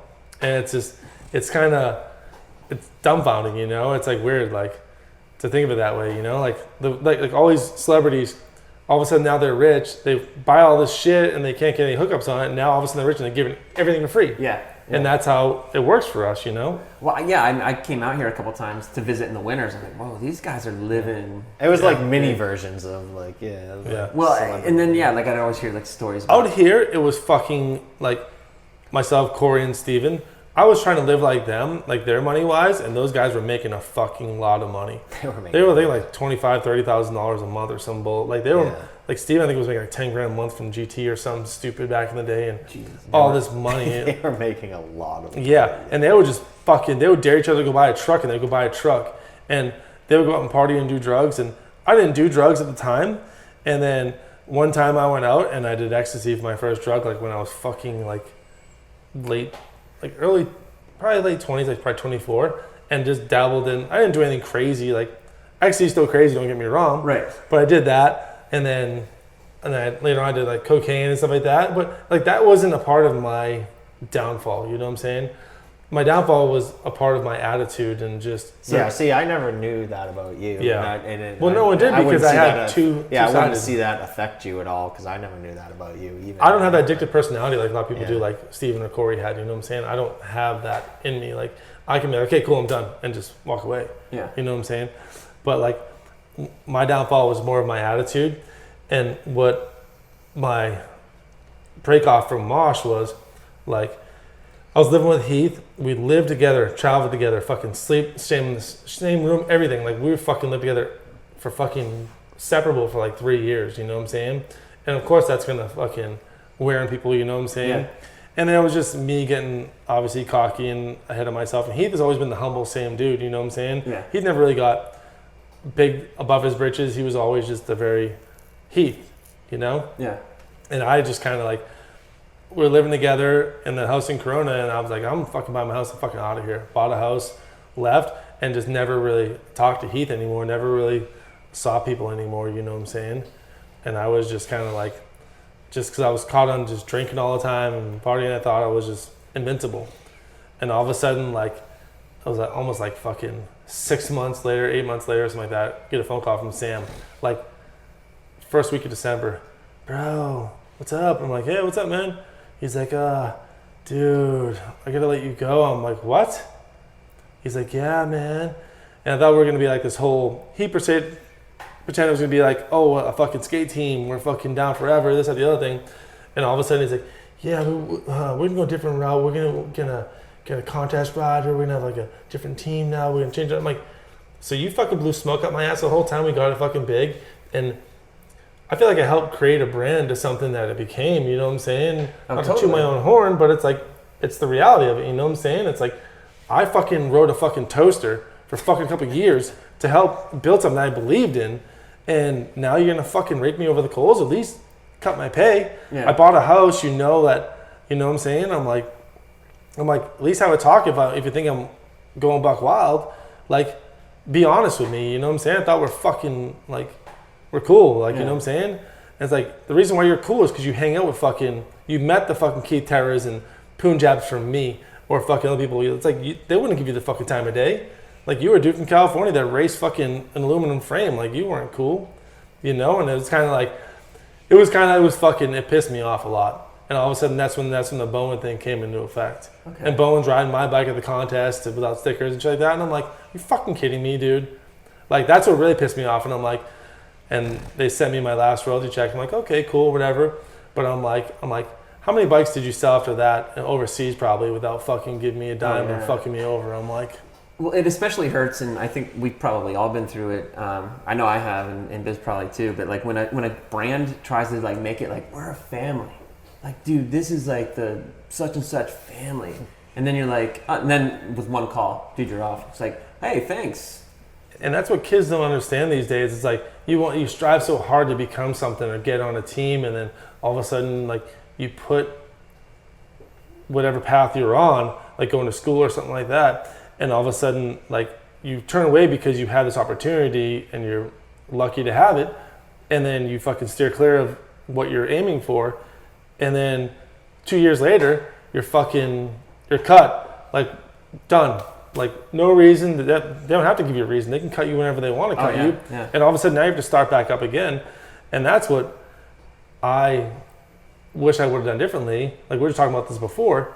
And it's like, I wish I would have went to school. Like, my whole family's firefighters, and I wish I would have went to school on the downtime rather than going to clubs and being fucking stupid, you know? But it's like, I was a different mindset to even do that, to comprehend that, you know what I'm saying? And for kids to now even have the opportunity, it's few and far between now to even get a paycheck or make a living off of riding a bicycle. It's like, keep going to school. Like Matty Long, like, kid was fucking good, you know what I'm saying? Right. And then all of a sudden, lost sponsors and shit like that, and it's like, kids aren't smart enough to figure out to like finish school, finish these things, like get a degree, because you can fall back on that anytime you want. Yeah. Like, they're not gonna sponsor you because, oh, you were fucking this guy one time, you know, they don't give a shit.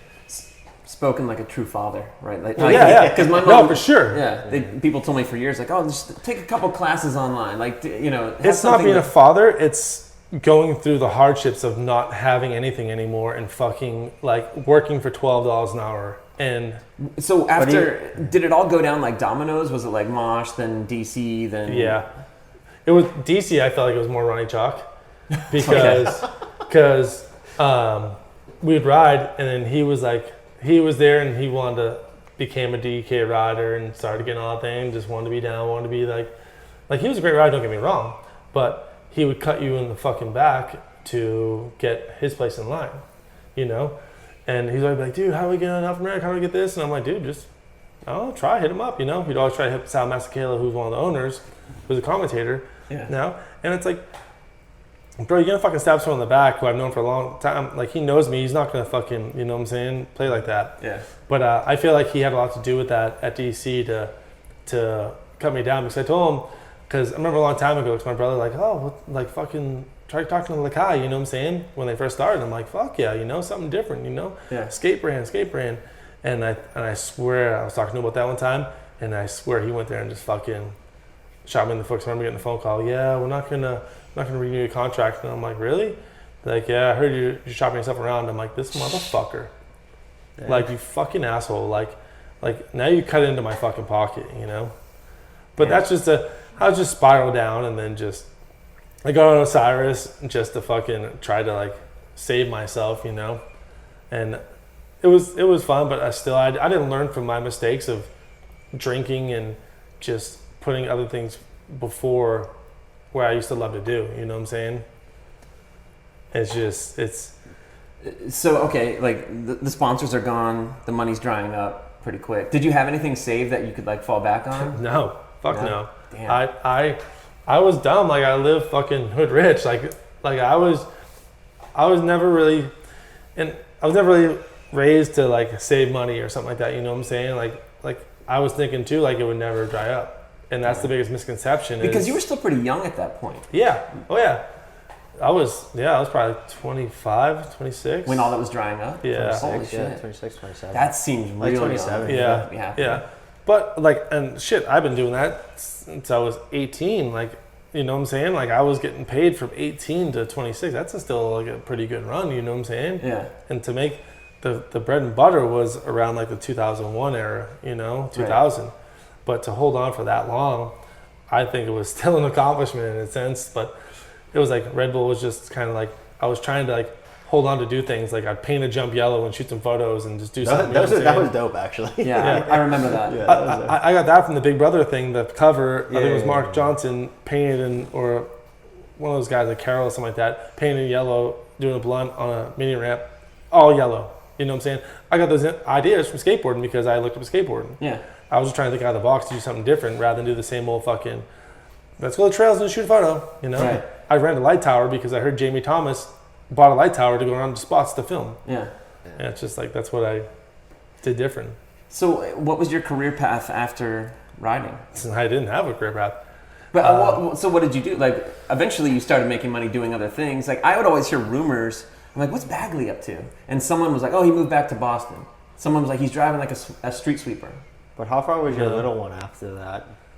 Your first spawn after the kind of child? Yeah. Okay, your first spawn. Yeah. No, I didn't say little one. I said little one. I think you said spawn. No, I did not say spawn.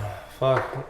It was probably like, I moved, okay, so pretty much when I lost everything, I sold my house. Well, I had to sell my house because I couldn't afford it more because I was too prideful to get a job to pay a $1,400 a month mortgage. Damn. That's how cheap Dude, it was? $1,400 a month. Yeah, brand new home. Like, wow. I kick myself in the ass all the time I think about it. I'm like, man, that house would have been paid off by now. Yeah. Worth $600,000, $500,000 now with that property. But young and dumb, just desperate, just didn't want to swallow my pride. I could have even rented out and rented from somebody. I've been perfectly fine. Yeah. But you think you're just know everything, you're invincible, and just was 26, dumb. 27 years old. Dumb, yeah. So then I sold that, and then I was living with rented a room from Steven. Fucking party even more. Go out every fucking Hollywood. Fucking, they'd be staying awake for fucking 3 days. I'd be staying awake for just a day, just doing ecstasy, go to a club, come back, I'd finally sleep for like 2 days and ride my bike. Crazy. And I didn't know that about you guys at all. Yeah. Like, I didn't know that about you. Because I'd see you guys once a week probably, and then we'd go to the club. I'd do one night of just getting hammered. Yeah. And then I'd ride a week, and then we'd do it again the next week. But I didn't know that about you. Yeah. Dude, with Steven and Corey, it's like the ripple effect, right? Like, yeah. They're the rock that creates the splash, and then it's just like everyone around them. And you are the company that you keep. Like, if you are a part of that, it's easy to get caught up in that shit. Yeah. Like I can't tell you how many people I've seen just downfall because of the people that they've hung around with. Of course, yeah. And as I'm older now, I'm 41, to look back and see like I was just a product of my environment, of what I hung out with. Yeah. So it's like you hang out with somebody who's gonna do something like that. Like I didn't do the hard drugs, but like I said, wasn't a good drug to do. No. But I didn't do it crazy like every single night. I wasn't like I don't know how to say it. Wasn't that stupid, you know what I'm saying? I was still smart, but dumb in a sense for doing it. Right, you know? right. You just kind of put your foot in the water a little bit. It was more recreational. Yeah.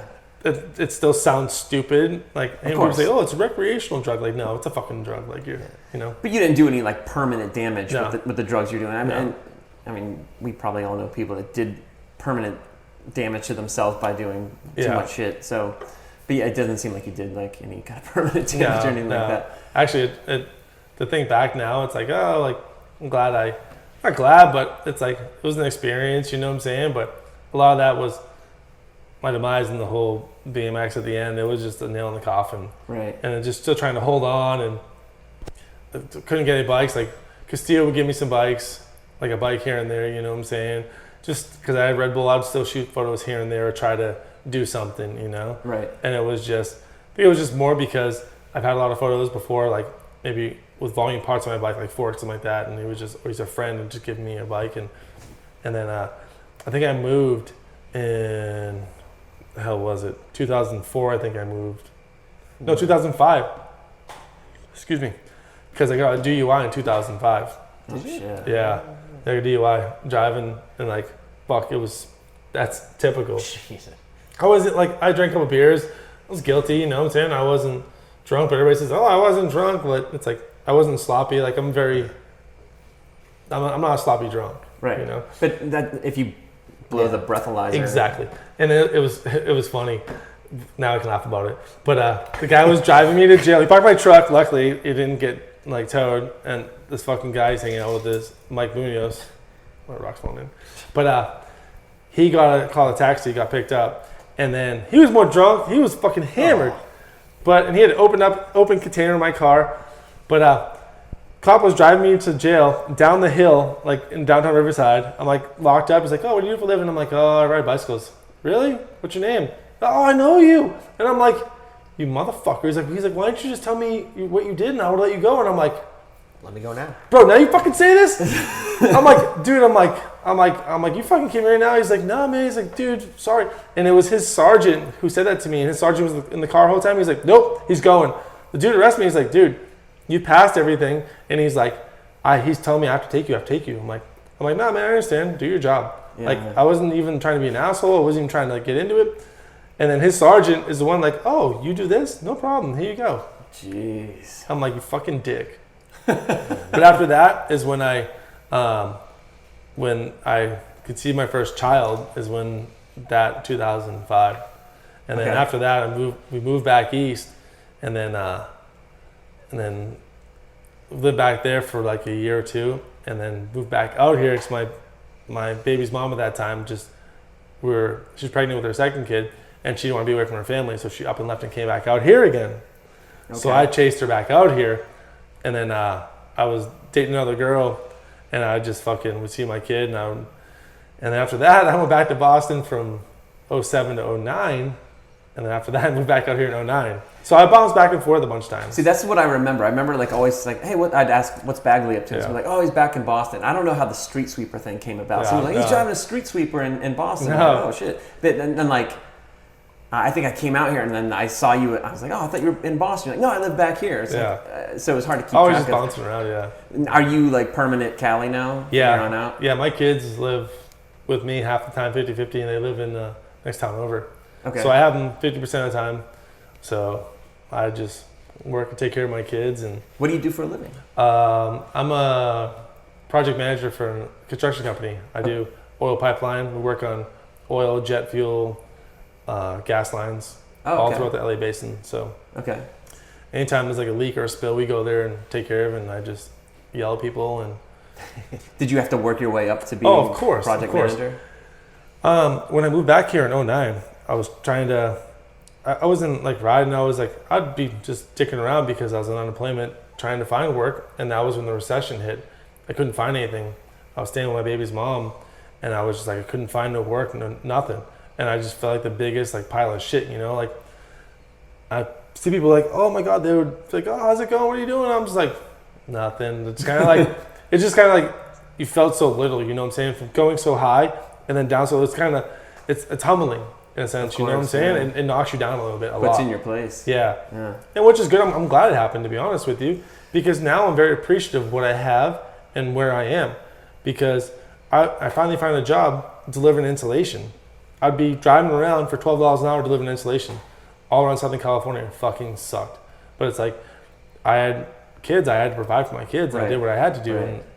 I know you mentioned you listened to the podcast I did with Bennett, but his was a similar story. He's like, he worked at a Japanese restaurant and he's like, I had to work at that restaurant. Like that started me off. Cause like we kind of skipped out. When you go pro young, you kind of skip out on that whole, like having to get a job or going to college. But he's like working, even though it sucked at the time, working at the restaurant was the best thing that ever happened to me. I learned how to like work doing other things. And, but so it kind of, that's what it made me think of. That's what I'm saying. Yeah. Well, no, it's especially at that age when I was older, I was like, fuck, I had no skills in anything.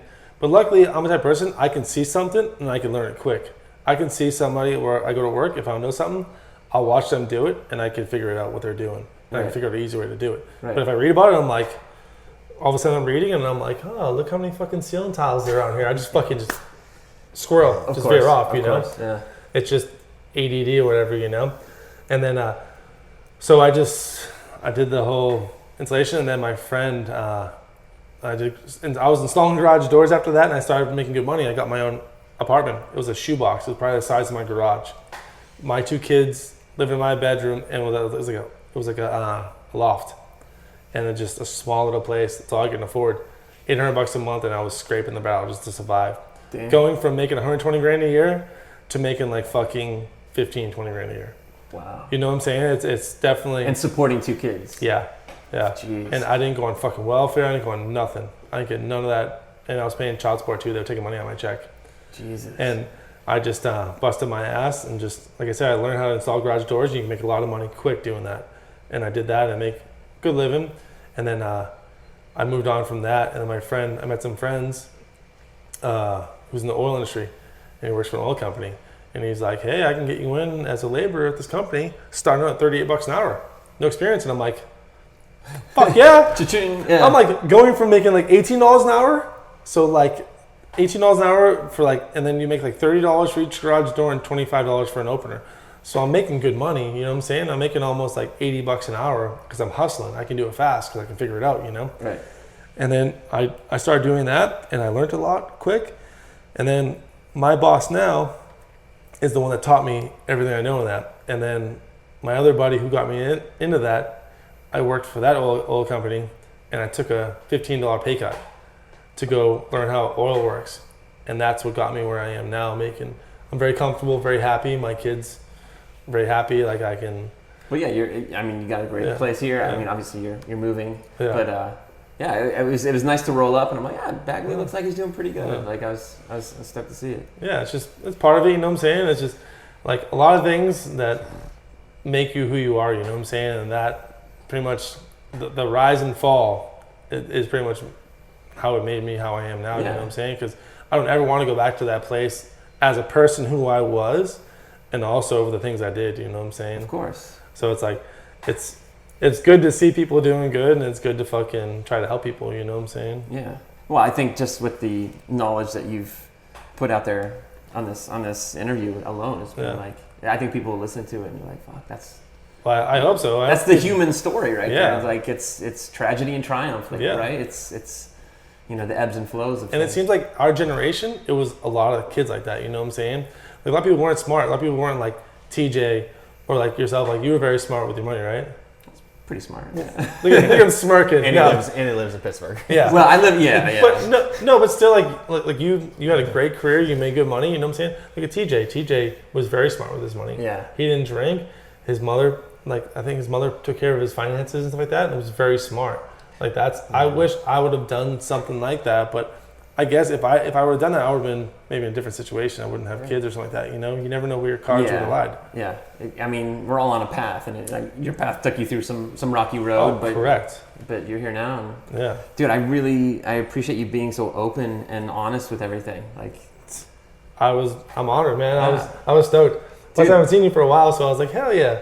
Dude, it's a perfect opportunity to catch up. Like when I was telling my wife, like she's like, "Who's Jerry Bagley?" She didn't. I think you might have seen her. You might have when her and I started dating. You were probably like starting your exit there. But I'm like, oh yeah, he's this dude. Like we kind of came up in the same era, like kind of battling it out for the 5th and 6th spot a lot of times. Like that's right. He was always I third and know. fourth. Bullshit. Kidding. Humble over here. No, Dude, humble pie. No, it's funny though. You guys both had the same response though. I said, hey, Doyle wants to do your interview, and he's like, what, really? And then I said, hey, Jerry will do your interview, and you're like, whoa, really? Yeah. And I was like, you shut the fuck up, buddy. Yeah, I was. Someone posted the scores from like the ABA Grands. And yes. It was like I was in. I think you might have been in 4th. I was in like 7th. That's funny. But I remember there's a couple like dirt circuits where like I wanted a top 5 finish so bad, and I'd get 6th, and you'd always get 5th. And I'm like, fuck. I gotta get back. Like I gotta get to Bagley before I get to like Nasty and those guys. It's funny. Every other weekend we'd be together for fucking like 2 years straight. Yeah. Or every third weekend. You know what I'm saying? Like we'd all be in the same place for a long weekend doing the same thing. Yeah, I used to trip on that because like, hey, I'll see you in Vegas next week, man. Yeah. Like, yeah. All right, cool. See you later. Yeah. That's badass. But dude, thank you so much for this interview. Thank you. I really appreciate it. I think people dig it, and can't wait to like get this out. Cool. Hell yeah. Appreciate it. Me too. Cool. Thank you, sir. Yeah, man. Good job, Biz. Good job.